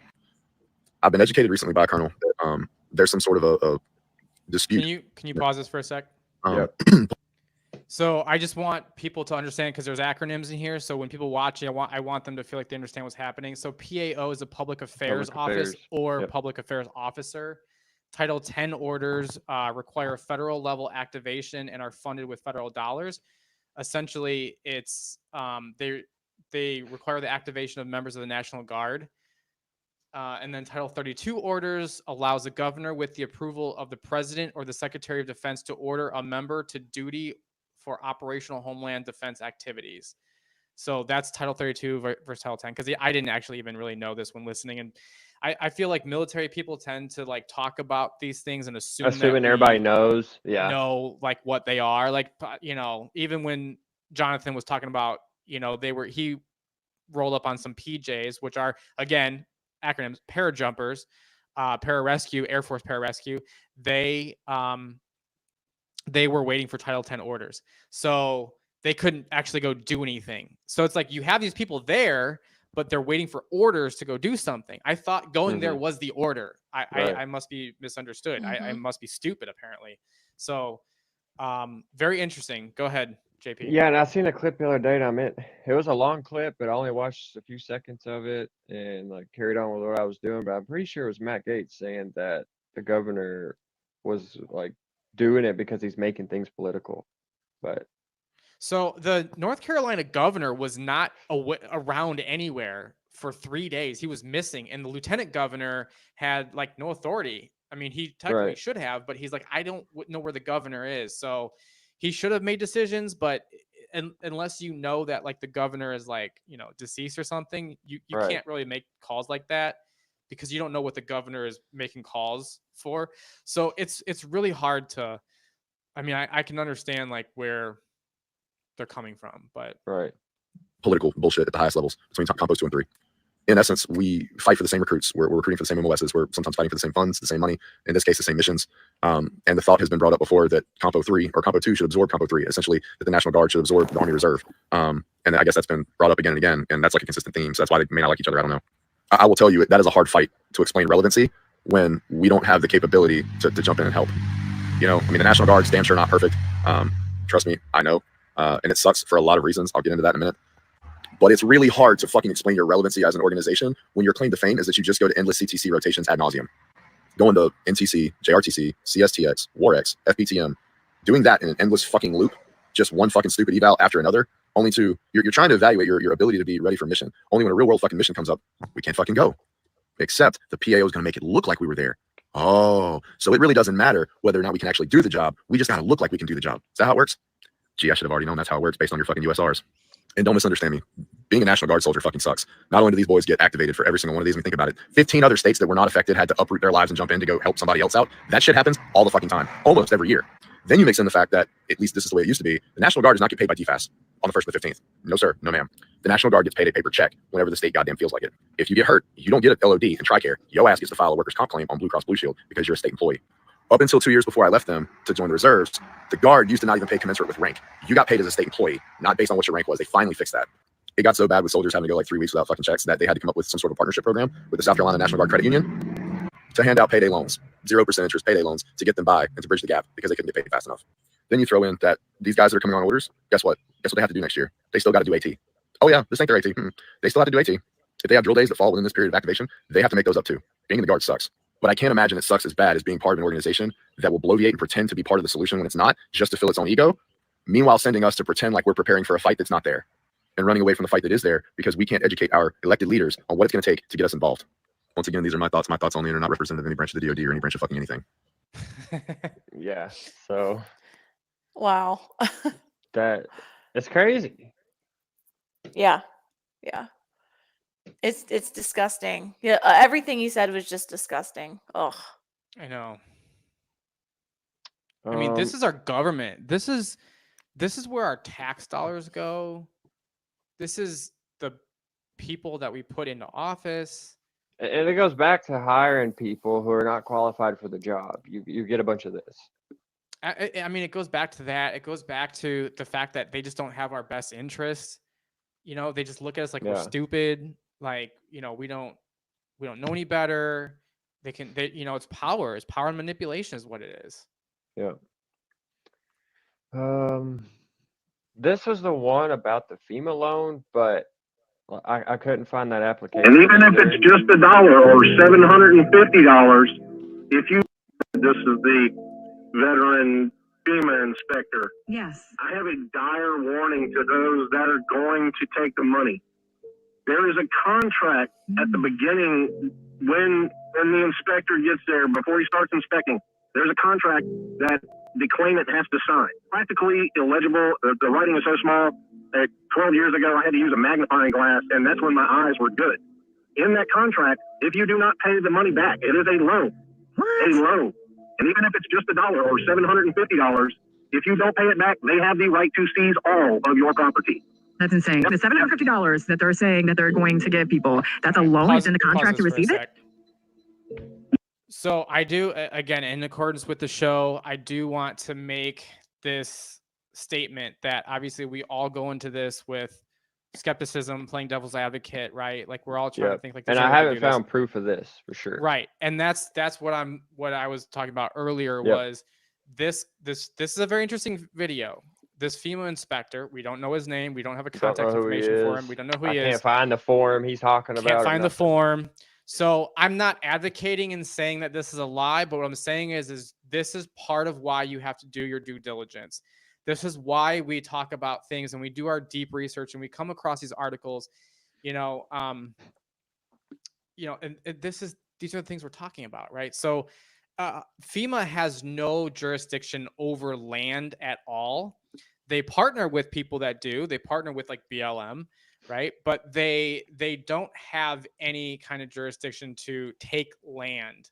To my knowledge, there's no. I mean, I can look that up right now while you're playing the video to see if FEMA can do that. But I'm sure it's buried in some document on the Library of Congress somewhere in some form or something. Which, yeah, I mean, the only thing I could find that was kind of closely related that I came across was a local mayor there in North Carolina saying he helped his daughter fill out the form to get the $750. Yeah. And she was denied. But then they came back later and gave her like $300, is what he said. And then I watched another clip of another lady who was actually knowledgeable on filling out these applications. So she started to go out and like help people do it. Yeah. And she was saying most people were being denied, and the ones who were approved were the ones who were already getting like food stamps and some type of welfare. All right. So I actually just found something right here. I need to see if I can find where it says that. Where did it say that? Under the Stafford Act. Okay. When can the government take private property during an emergency? Under the Stafford Act, the Federal Emergency Management Agency, FEMA, is authorized to use eminent domain, which means they can just claim your property, to take both real and personal property on an emergency basis. This federal law gives FEMA extensive powers. This is why we research things, people, which can affect our citizens, but should not render the protections we are all afforded under our federal and state constitutions, such as the guarantee of just compensation for any taking which is undertaken for a public purpose. As the United States Supreme Court has made clear, the Fifth Amendment's guarantee that private property shall not be taken for a public use without just compensation was designed to bar government from forcing some people alone to bear public burdens, which in all fairness and justice should be borne by the public as a whole. That's Armstrong versus U.S. 364 U.S. 4049 1960. So according to this, and I'm going to look at this in more detail now, that they can take property, but there's examples of it are like Governor Newsom issued Executive Order N2520, which in part allows California state agencies to commandeer private property such as hotels, medical facilities, and other facilities that are needed for quarantining, isolating, or treating individuals. So I guess there's kind of like how do they use it or seize it or take it, I guess is the question. But this does go to show you, and again, this is why I said I've never seen FEMA that has permissions to do that I know of. And then I promptly said, I will research this. I did, and this is what I found. So again, I don't know everything. None of us here know everything. We come across things as we come across them, and we do our research. And again, that's why I emphasize that part of this whole podcast is we're not just spitting out things that we have seen as fact. We're saying these are things that you need to look into. These are things that you need to be aware of. Do your research on them. That's what we're saying in this podcast. If you take away anything, take that away. I do know there's a place in Western Kentucky and Tennessee. It's called LBL, the Land Between the Lakes. It's a huge tourist attraction. Back in the 60s, it had flooded out at 170,000 acres.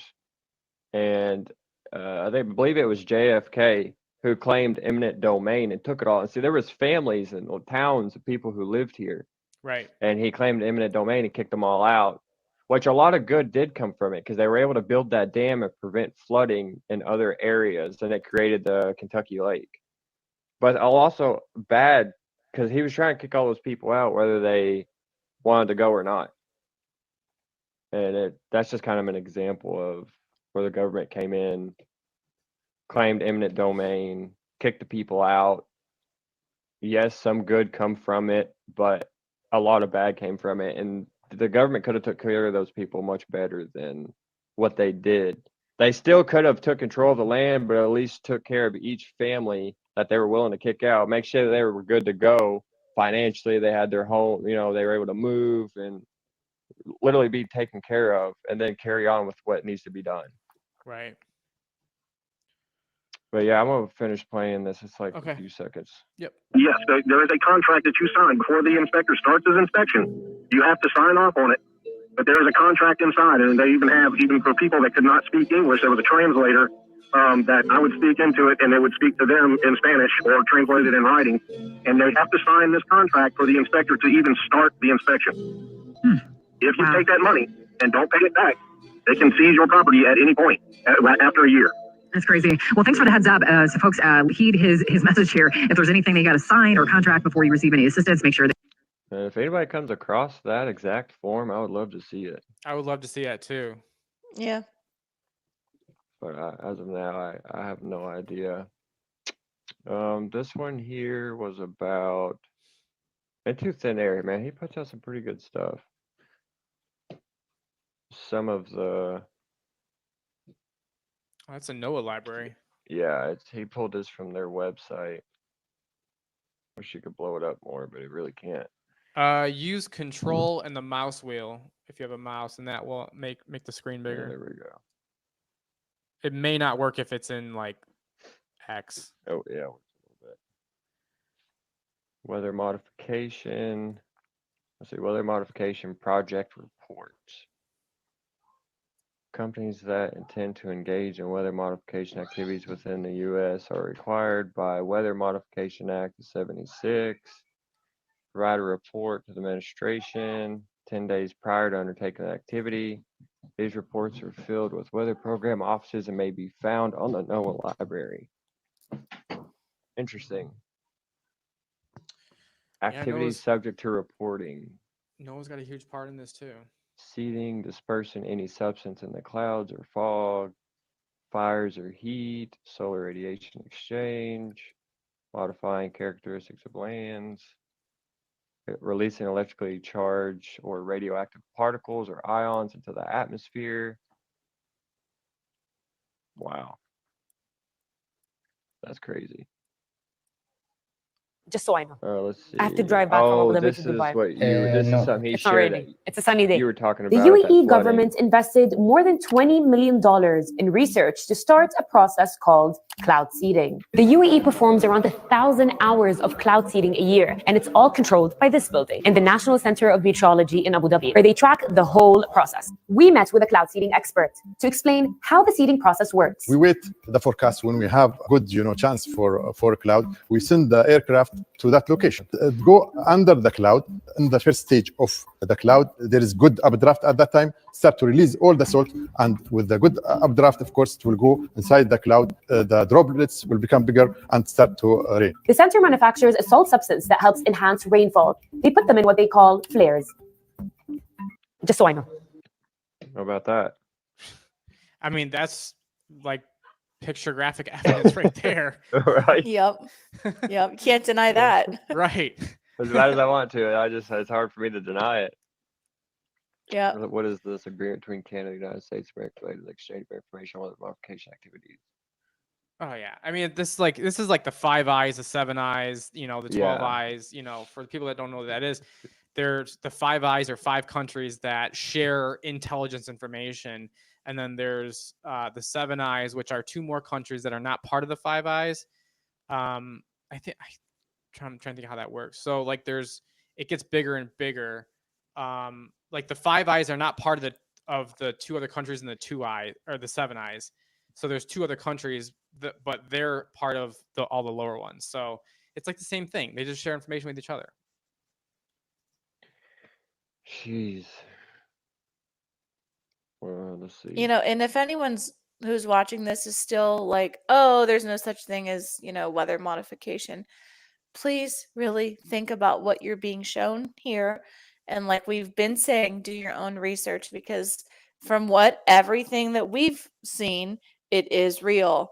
And, I think a lot of people just don't want to admit it. They just want to stay in denial. But we really need for people to have an open mind. I don't want to admit it to myself, but like, how do you, and like, I'm not trying to convince nobody here but myself. I'm just sharing with you what I'm finding to convince myself. Here it is too, but like 2005 weather modification and S517, the weather modification research technology transfer authorization of 05.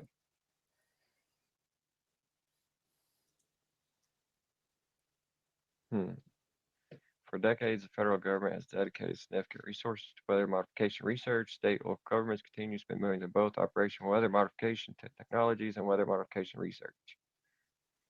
So it's not like a new thing, clearly. What is that? Let's see here. I'm trying to think. Oh, these are comments. Oh, this right here is concerning. Watch this real quick. It's nine. To try to undermine the opposition. Was this the one where he didn't know what hurricane happened? No, watch. Oh. I think those who have been spreading these lies to try to undermine the opposition are going to pay a price for it. So if you're undermining the ops, you're going to pay a price. If you're posting false information about these storms, you're going to pay a price. Has a president ever threatened the citizens, the American people, in this fashion? People are trying to figure shit out, and you're going to threaten them? Mm-hmm. Like, what's he going to do? Roll that Bill for Bean footage. I mean, it's crazy. I think those who have been spreading these lies to try to undermine the opposition are going to pay a price for it. I think those who have been spreading these lies to try to It was just 9 seconds. Wow. But actually, it was posted from Trump War Room originally, and then they shared it. Oh, here we go. And now they're trying to bring this governance board back that was caught with their censorship machine and dismantled. Within DHS. How long is it? It's 24 seconds. Okay. Not have to be doing it. They are first responders. They're meant to be dealing with emergency assistance. They've had to become disinformation experts. And there was meant to be a bureau within DHS focusing on this that I was meant to lead. I was about to say, this is why Nina should have a job, okay? Nina should be employed today in the federal government. I'd be happy to work for her. Not have to be doing it. They are first responders. They're meant to be dealing with emergency assistance. Yeah. Jack Posobiec is the one who started it was putting out the information on her BS, and it stopped it all. I'm not going to play this one here. It's a little long, but Wall Street Apes is who posted it. Let's see, the company's doing, he's talking about the companies doing the home inspections. FEMA website owned by BlackRock and Vanguard. I'm sure State Street's in there with them, but about mining lithium in North Carolina. This is that clip you played a second ago. Let me, if you want, let me kick it back to you. Yeah, let me take over real quick because I'm gonna play this. I'm gonna kind of jump around here. I got a video that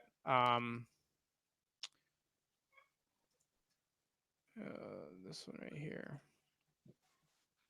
And I saw 2 Air Force helicopter 60s, and I knew they were PJs just looking at them. So and I went up this is Jonathan Howard again. He's talking about where he went to the PJs and they were waiting for Title 10 orders. But I'm actually going to jump to this part. This is a video that we were trying to show earlier. Already are struggling. They already have their own things to deal with. So he looks like a they. Add disaster on top of that. He's not carrying no woman out of a fucking disaster scene. It's just compounding on itself. You know, the shift that we're seeing right now is a shift in emergency management from utilitarian principles where everything is designed for the greatest. Yep. What he was saying is these people have so much going on in their life already. They should be put at priority. Now show me somebody who doesn't already have shit going on in their life already. Everybody has their own problems, whether if it has something to do with how they identify or not. Right. But go ahead. It's good for the greatest amount of people to disaster equity. We, the people, point out that they are us, and they complain that it's hurtful. What kind of impact has this had on the recovery effort? It has a tremendous impact on the comfort level of our own employees to be able to go out there, but it's also demoralizing. Right after the government says they don't have enough money for the American people stricken by the floods and that another storm is coming, they announce another $157 million to the people of Lebanon. The federal relief and assistance that we have been providing has included FEMA providing $750 for folks who need immediate needs being met. And many are now saying that this is Again, this is going back to where she just had a she just basically shared a post to Twitter or X that she sent $157 million to Lebanon. But this was like the same day.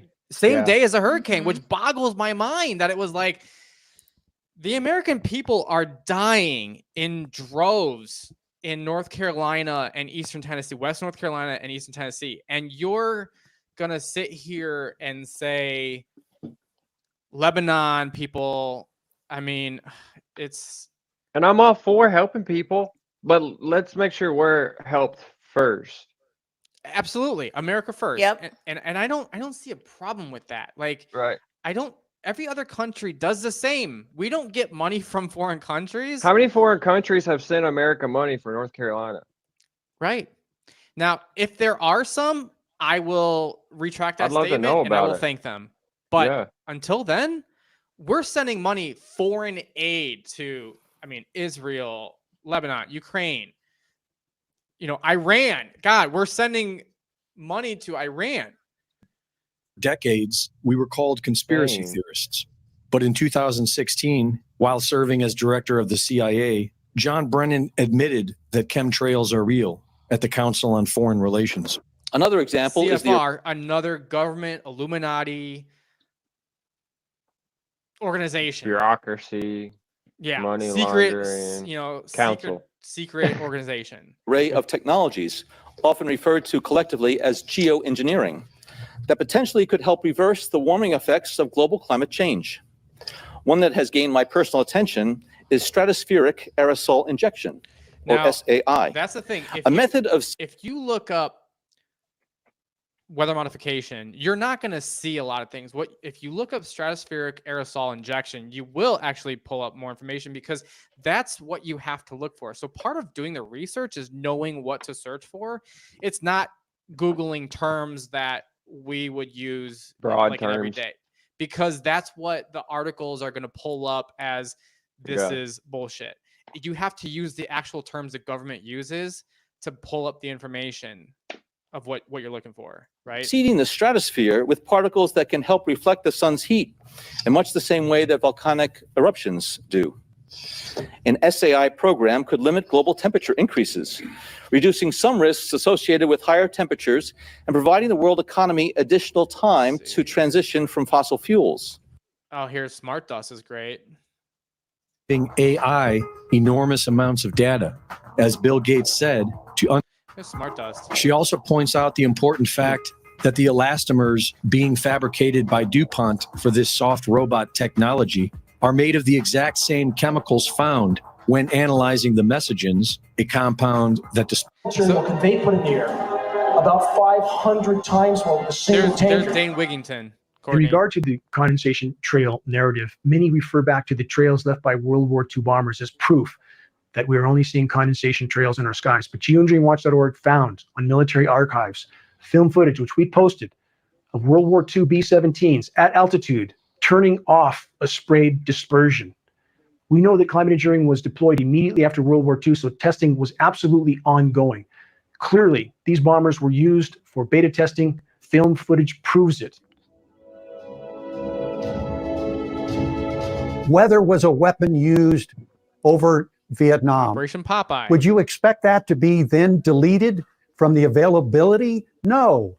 To continue to expand the scientific aspects of it, to have it available in your portfolio of weapons would be. So again, they use it as weapons. This is what our skies look like now. And just to show you, I mean, I used to crack jokes at people who used to talk about this stuff. Right. And I get it, because. And sometimes I still do, although I acknowledge what they're saying. It could actually be fact. I mean, this is what my day looked like October 3rd, which was last Thursday, going into work. These are not. This matches up very close to this right here, right? Like this looks very similar. This is more crisscross pattern, but So what do you think this is for? Some sort of control, or to help bring in more rain they may need, or so I think, and if you want my opinion, is that they do this to block out the sun, because we've destroyed our ozone layers with aerosols and all kinds of things. So we, like humans, have destroyed the ozone layer, and we have the geomagnetic storms that are coming in. Two this year. We've had 2 this year, which is crazy. More than 2. We've had maybe, 3 in but the last. The skies have been like pink and those fancy colors. Yeah, I mean the Northern Lights. We've had 3 in the last 2 weeks. We had an X7.3 and a 9.1, and then the last one we just had a couple days ago. I mean, again, back to the whole FEMA and the disaster. So we never actually covered. We're almost 2 hours in, and we've never actually covered talking about how FEMA was actually stopping rescue efforts, and they were actually not. They were getting in the way of organizations volunteering and like delivering aid, because this is that rudder shift ordeal, isn't it? Are you that about was to play the rotor wash. Yeah. A black FEMA helicopter intentionally hovering low over a volunteer collection site in western North Carolina and disrupting the work being done there.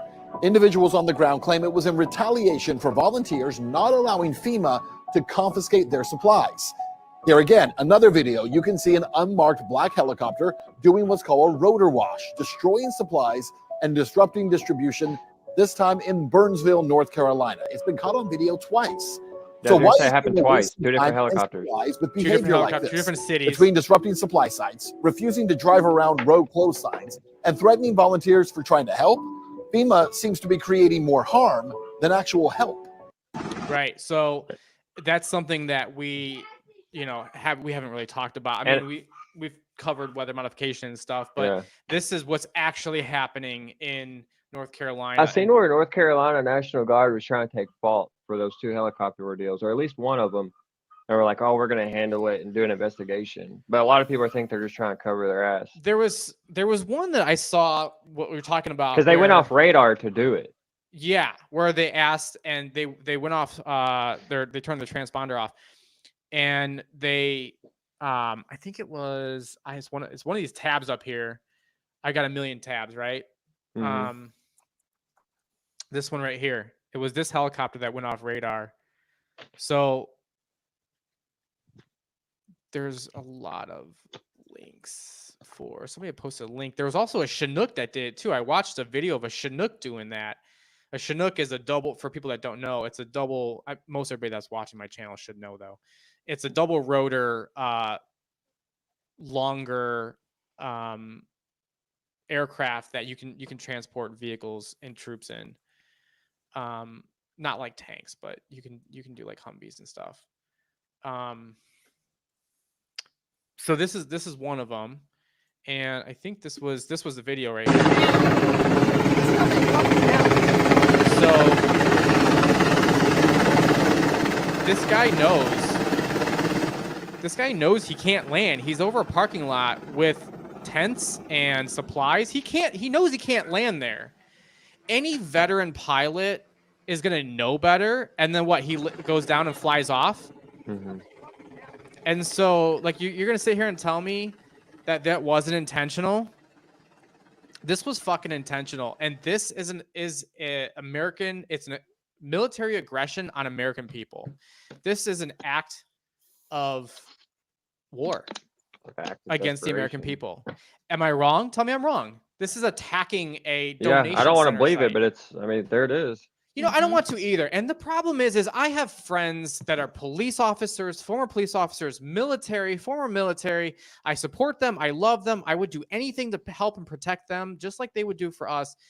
And the problem is that they've been indoctrinated to believe that this can never happen, that the government is wholesome. And I had a conversation with one of my buddies, and I said, look, there's, and he's a Marine, and he's not active duty, but he's a Marine. And I said, there's parts of the government that you are not involved in that are not wholesome like you. Like, they might have taken an oath, but now they're taking an oath to money or to power.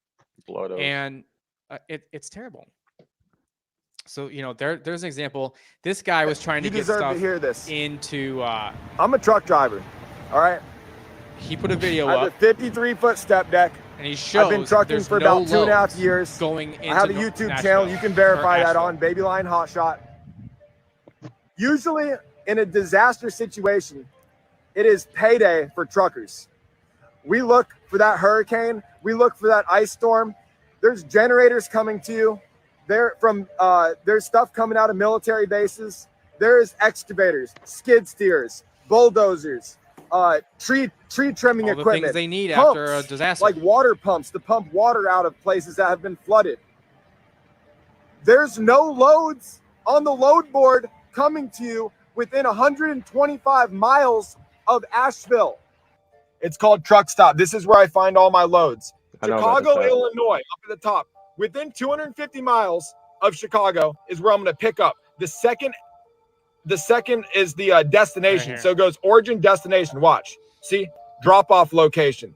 Let's do city. So this is important to get this North information out, 'cause Carolina. This is a person who is Click on it. the ground, Boom. who does this, All knows right. what he's talking about. These are all $1.40 a mile loads, $1.39. That was posted yesterday. I mean, there's nothing.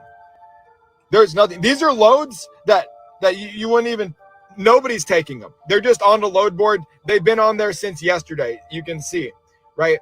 Let's type in a different city. That's from Chicago.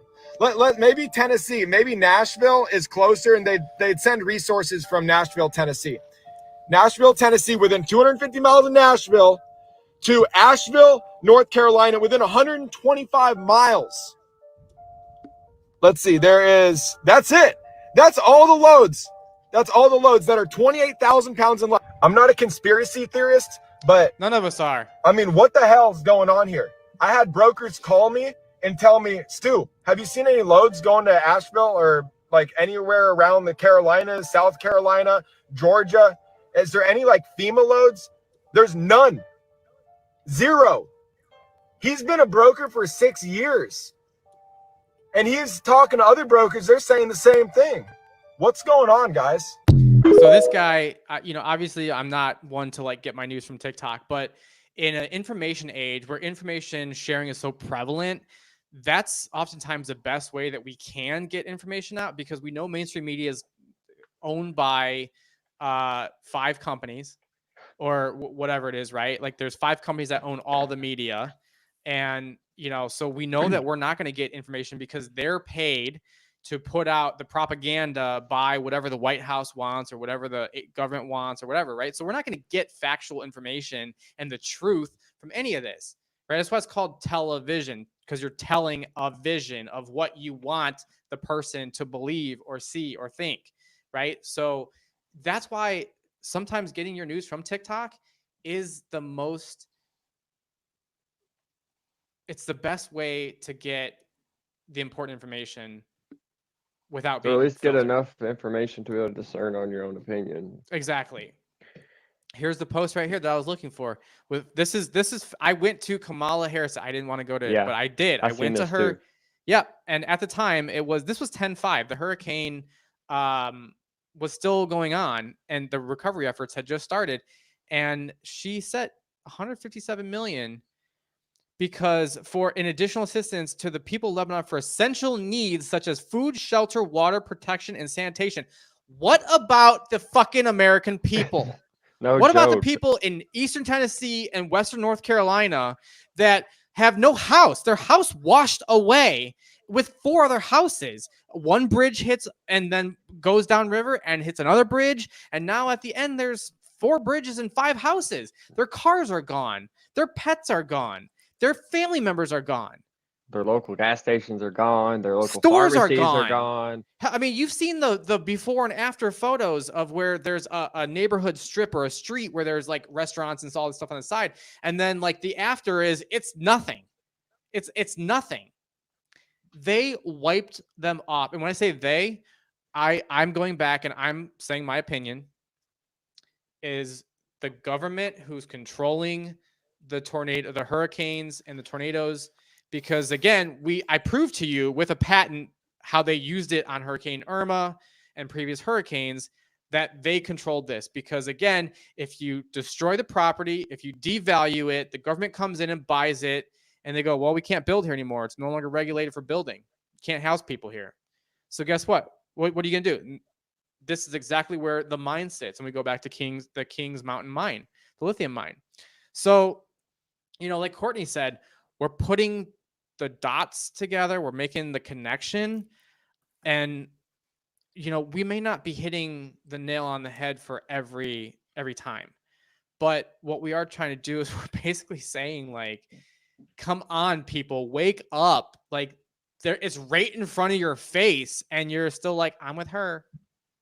Well, I mean, it's right in front of our face that they care about every other country except for ours. If they really cared about us, not only would they help everyone in the disaster areas, but what about our homeless veterans, and just all the other people in our country who really need help?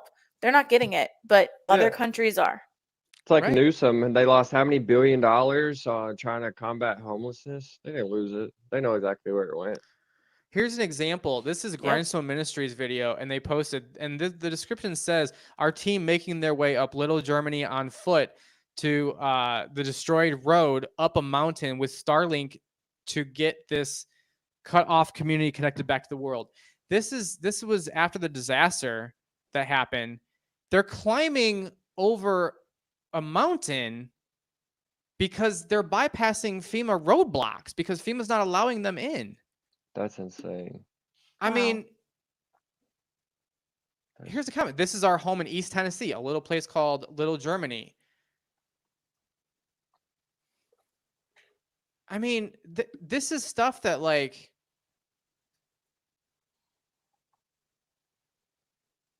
this is unbelievable. This is what they're doing to get communities. This is the American people right here. That's the American people. That's what they do for each other. In a perfect world, this would be like National Guard or some sort of military coming in because FEMA's not blocking nobody, doing everything that needs to be done. But it's just the citizens who live there who are doing it all and people who have came in to help. Right. And this is Michio Akaku. He talks about into the sky to actually precipitate rain clouds and actually bring down lightning bolts. This is potentially a game changer. But this is experimental. It's experimental. However, Listen at her. So far it works. Allegedly. When you have water vapor and you have dust particles or ice crystals, you can precipitate rain. It condenses around the seeds. These seeds can also be created by laser beams. By firing like kilowatt lasers, you rip apart the electrons, creating what are called ions. And these ions act like seeds, like dust particles, bringing down rain and even lightning.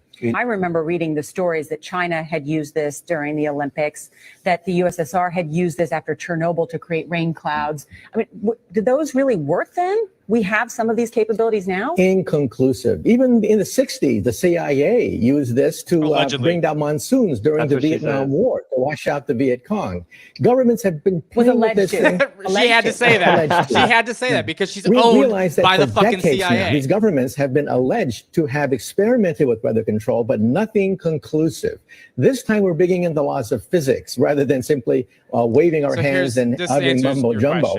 We're actually using. Why would we be cloud seeding, right? Why are we doing that? Droughts, obviously, but we have more areas that are more droughts. I mean, yeah, I could think of tons of reasons that would be a good reason to use weather modification. Sahara desert flooded. recently, right here.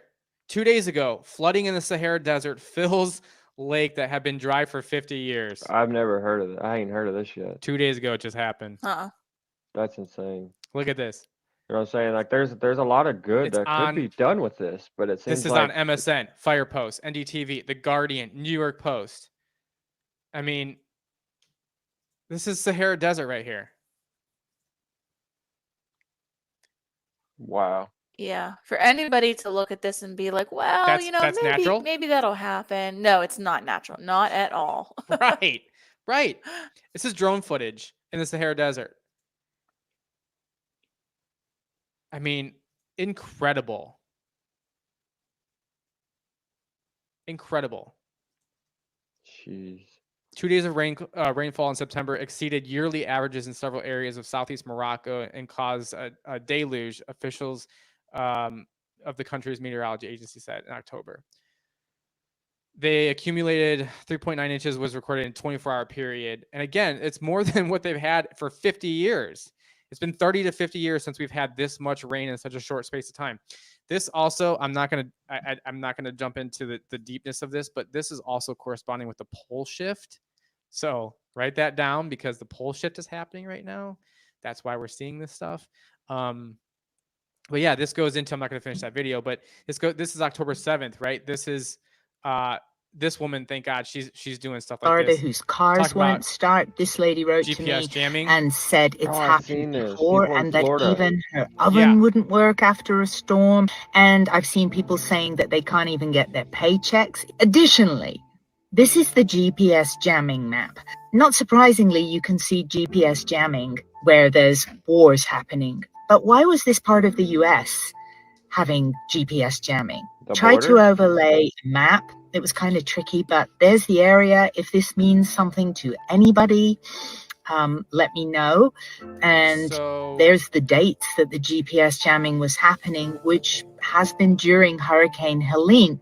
I also put up a video about a very unusual plane patterning that was happening prior to Hurricane Helene. And just Just to pause this, I'm going to bring this tab over here. So this is a GPS jamming map that she's talking about. So the green is very low GPS interference. This is on today. If we go back to, what day was it? So again, I'm trying to disprove what she's saying. And this may not even be the thing that she's using. What day was the hurricane? The 26th. 26th? We'll be down here in just a minute. So, I'm not seeing anything for what she's talking about. This could be a different GPS jamming map than what she's referring to. Flight Radar has one. Oh, yeah, this actually looks more like it right here. This is what looks like what she was showing.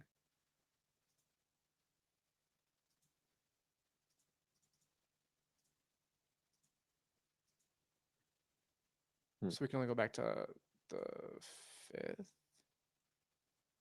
Pro version. Yeah, I don't have a pro version. But obviously you can see GPS jamming in war areas. But yeah, I mean, so what she's referring to is real. The map is real. It does exist. You can find what she's talking about. So again, this is all going back to don't just watch the video and believe it, but pull it up for yourself and see what she's talking about. See what they're talking about. Very creepy area that it happened to be. That was a weird path. This was something similar to. That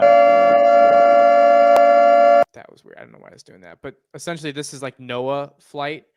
To me, if you want to be honest, I'm not going to jump into conspiracy here. I think that this actually does look like they're just kind of getting weather data on it, barometric pressure and all that stuff for the meteorologists. It is a NOAA flight.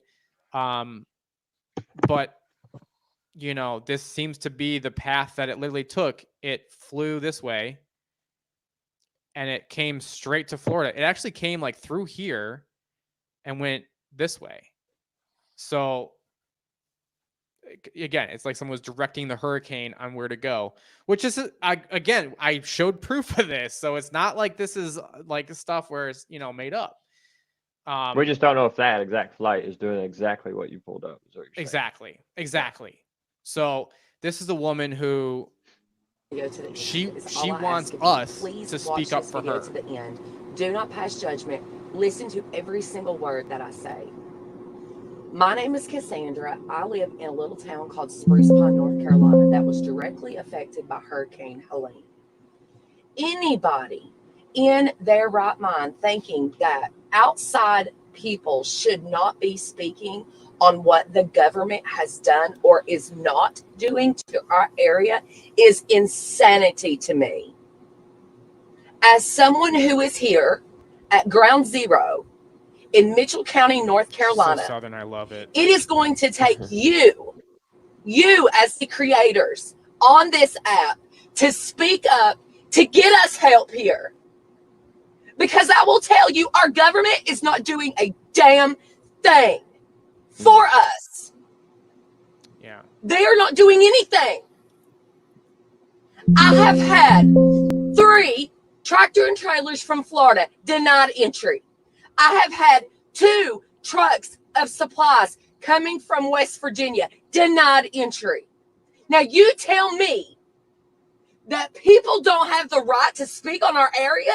You're wrong. They do.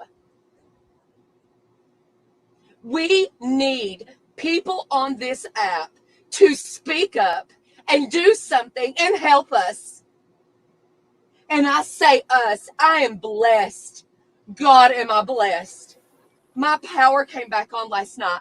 I've got a little bit of cell phone service. I'm at Walmart. I don't have water. It'll probably be months, but you know what? I am blessed. I am blessed. She's humble. My house is intact. There is people that have died, that are gone. There is families that don't know where their loved ones are. There is That's heartbreaking. children that have died. So anytime you want to cancel someone for speaking about what our government is not doing in the Appalachian Mountains, you think about that. You think about these babies and these loved ones that will never see their person again. Obviously, that pulls at your. That was sad. It was sad, but that's the reality of the situation. Right? Like, I mean, we're not fear mongering. We're not talking about, doing violent things to the government or the people, or the soldiers. We're talking about the reality of the American people here. And again, all these people are asking to get the word out, and that's what we're doing. That's why we're spending 2 hours on a Saturday to pull up all these things and talk about what's happening and, what can be done. Spread the word. I know personally that I will say that I get discouraged. I see people like Shawn Ryan who are pulling in hundreds of thousands of views, and I'm like, why am I going to do this? 50 people might even watch my podcast, maybe. Why am I going to do it? Who's going to see it? The truth is, you don't know who's going to see it. And you can't get discouraged, right? Because the more people that share information like this, they're asking us to. They're not asking once, but they're not asking Shawn Ryan to do it. They're not asking Benny Johnson to do it.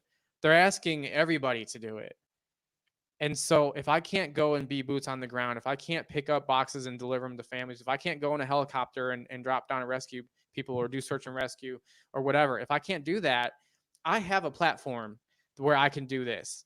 I can go live. I can bring people in. I can share videos. We can do stuff like this, like what we're doing. And that is impactful. Because it's going to live out there. Once you put it on the internet, it's out there. It lives out there. Sure enough. Very true. This is the This is the photo like op. aircraft commanders, like squadron commanders. The photo op, which I obviously already showed this. This was the actual picture from staging the photo op in front of the Hurricane A without actually sending the supplies.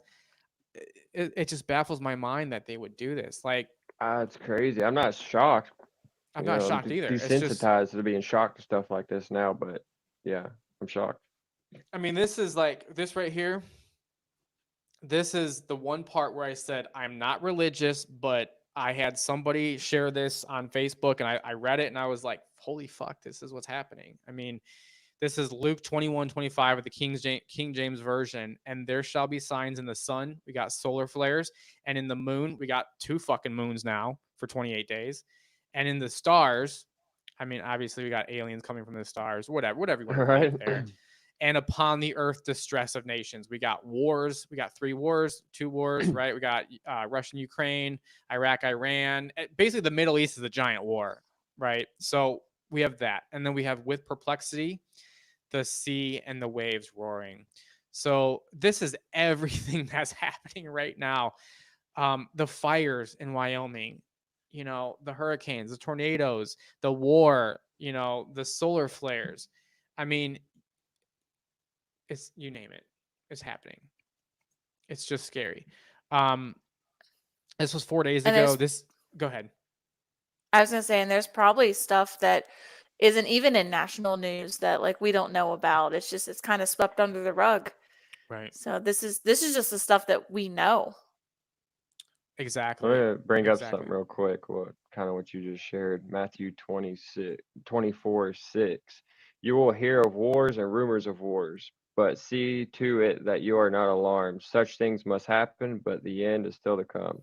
But on a side note, like, don't fear. You know what I'm saying? People get into fearing and stuff, but nations will rise against nations, kingdom against kingdom. There will be famines and earthquakes in various places, and all these are the beginning of birth pains. It's crazy.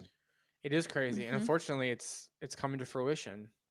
You know, it's not something that we wanted, but everything happens for a reason. Everything happens in its own time. And, you know, I mean, that's, you can't live in fear. I'm not trying to fear monger. No, I'm not one to believe this is some sort of end time, like the world's fixing to end. I don't believe that. It probably it'll go on for hundreds and hundreds of years, but shit, that's not sharing with audio. Let me redo that. All right, so this is actually, I was actually surprised. So Kayleigh McEnany was actually sharing from Fox News. She was actually talking about Kamala's not doing shit, essentially. In the White House, I was we really found impressed. out that President So Biden, I know we were talking about mainstream with media was Israel's not President Isaac covering this at Herzog all. in a call Monday, reaffirming our really commitment interesting to achieving a deal in Gaza to bring those hostages. It's intensifying quickly, and it could hit at catastrophic levels. This new storm is headed to the U.S. just days after Hurricane Helene ravaged the Southeast. The suffering and destruction is astounding. Over 230 people are dead, many still missing, and desperate Americans are still without key supplies. Many residents of the hardest hit areas say they feel totally abandoned, claiming that they're being forced to fend for themselves because assistance from FEMA and the Biden-Harris administration is not able to reach them. With the federal government nowhere in sight, distressed residents have been relying on neighbors, on private organizations for help. One Helene victim telling the New York Post that FEMA said they were not coming because of a, quote, road closed sign. Struggling and devastated Americans are asking, when will someone step in? I think that our government can do more. Because we're going to need the help. There's roads gone. There's so much more that could be done, and giving us $750 if you can even apply for it is ridiculous. Where is the help for Western North Carolina? We can send billions to Ukraine, and we can't help Western North Carolina. The response time right now is extremely slow, if at all, in some areas. I know haven't really been touched except by the locals. President Biden is here today. Do you have a message for him? Yeah, whoopee-doo, and where are you at when everything else happens? Good questions. And now members of the Republican Party are expressing their outrage to the White House's storm response. When you talk to the people who are directly affected, they will tell you that this has been an abject failure. FEMA has lost sight of its core mission. The Federal Emergency Management Association, their mission is to help people in times like this of natural disaster, not to be engaged in using any pool of funding from any.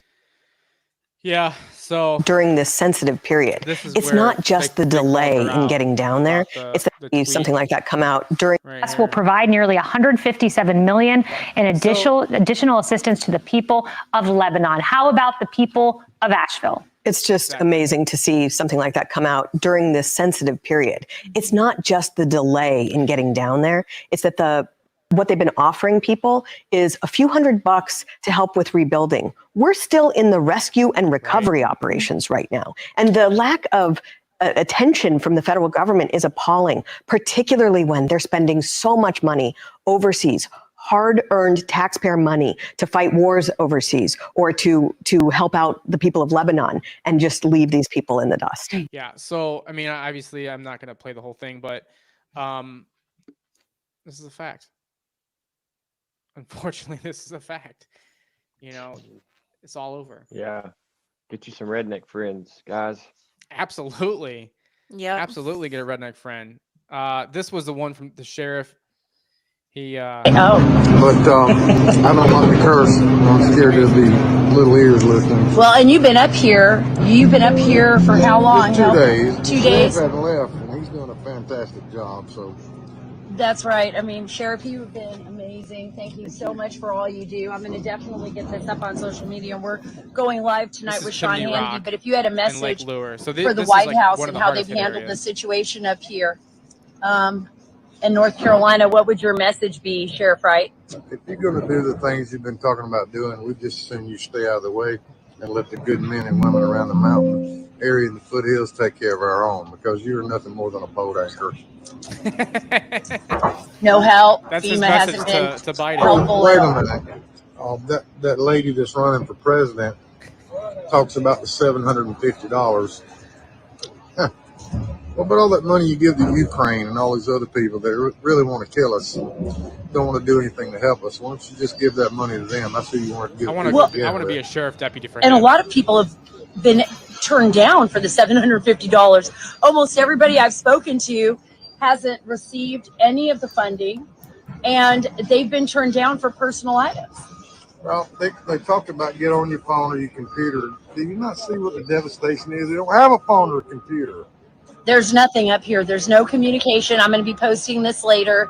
There's no way to access the internet unless you have a Starlink net. And everybody's. Thank you, Elon Musk, by the way. Oh, thank you, Elon Musk. Thank you, Elon Musk. President Donald Trump, we need you. What are the? Yes. I think they gave $25 million of his own money. Was that? Saying something about Trump gave $25 million of his own money. Oh, I can pull that up. To them. Let's see. See if you can find something on it. Let's see here. Taylor Swift donated $5 right here. So this is Snopes. Snopes says that he didn't donate anything. The Tennessean Aldine, Trump announced donations to Hurricane Helene. This is from the Tennessean. Let's see. Aldine, Macon, Georgia, revealed that $7 million was raised. A week-long GoFundMe page launched by former President Trump. Yeah, I don't think this was GoFundMe. Let me see.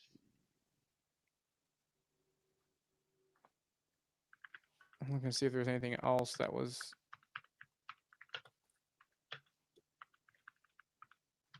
So Aldine's support matched by Morgan Wallen.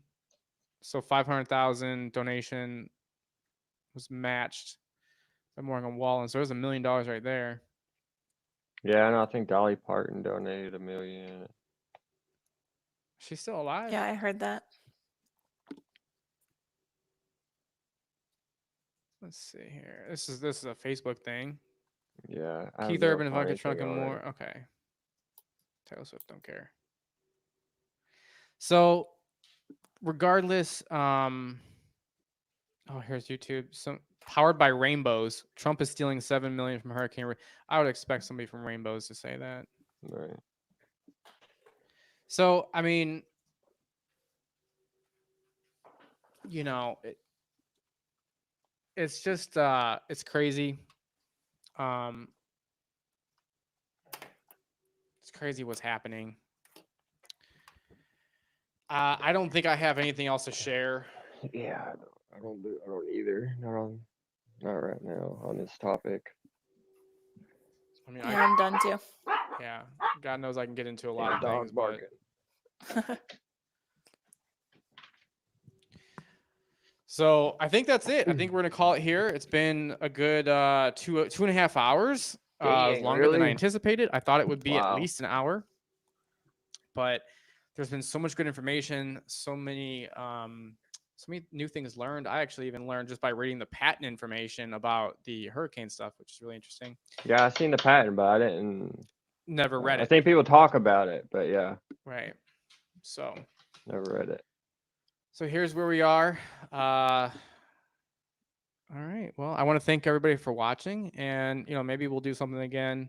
We'll have to see what time permits. I know everybody's got a busy schedule.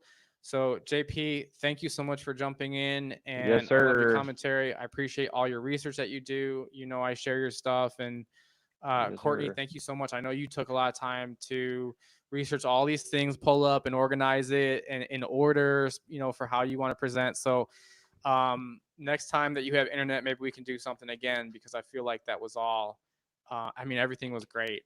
So I just want to thank both you guys from the bottom of my heart. Yes, sir. You took time out of your day, your weekend.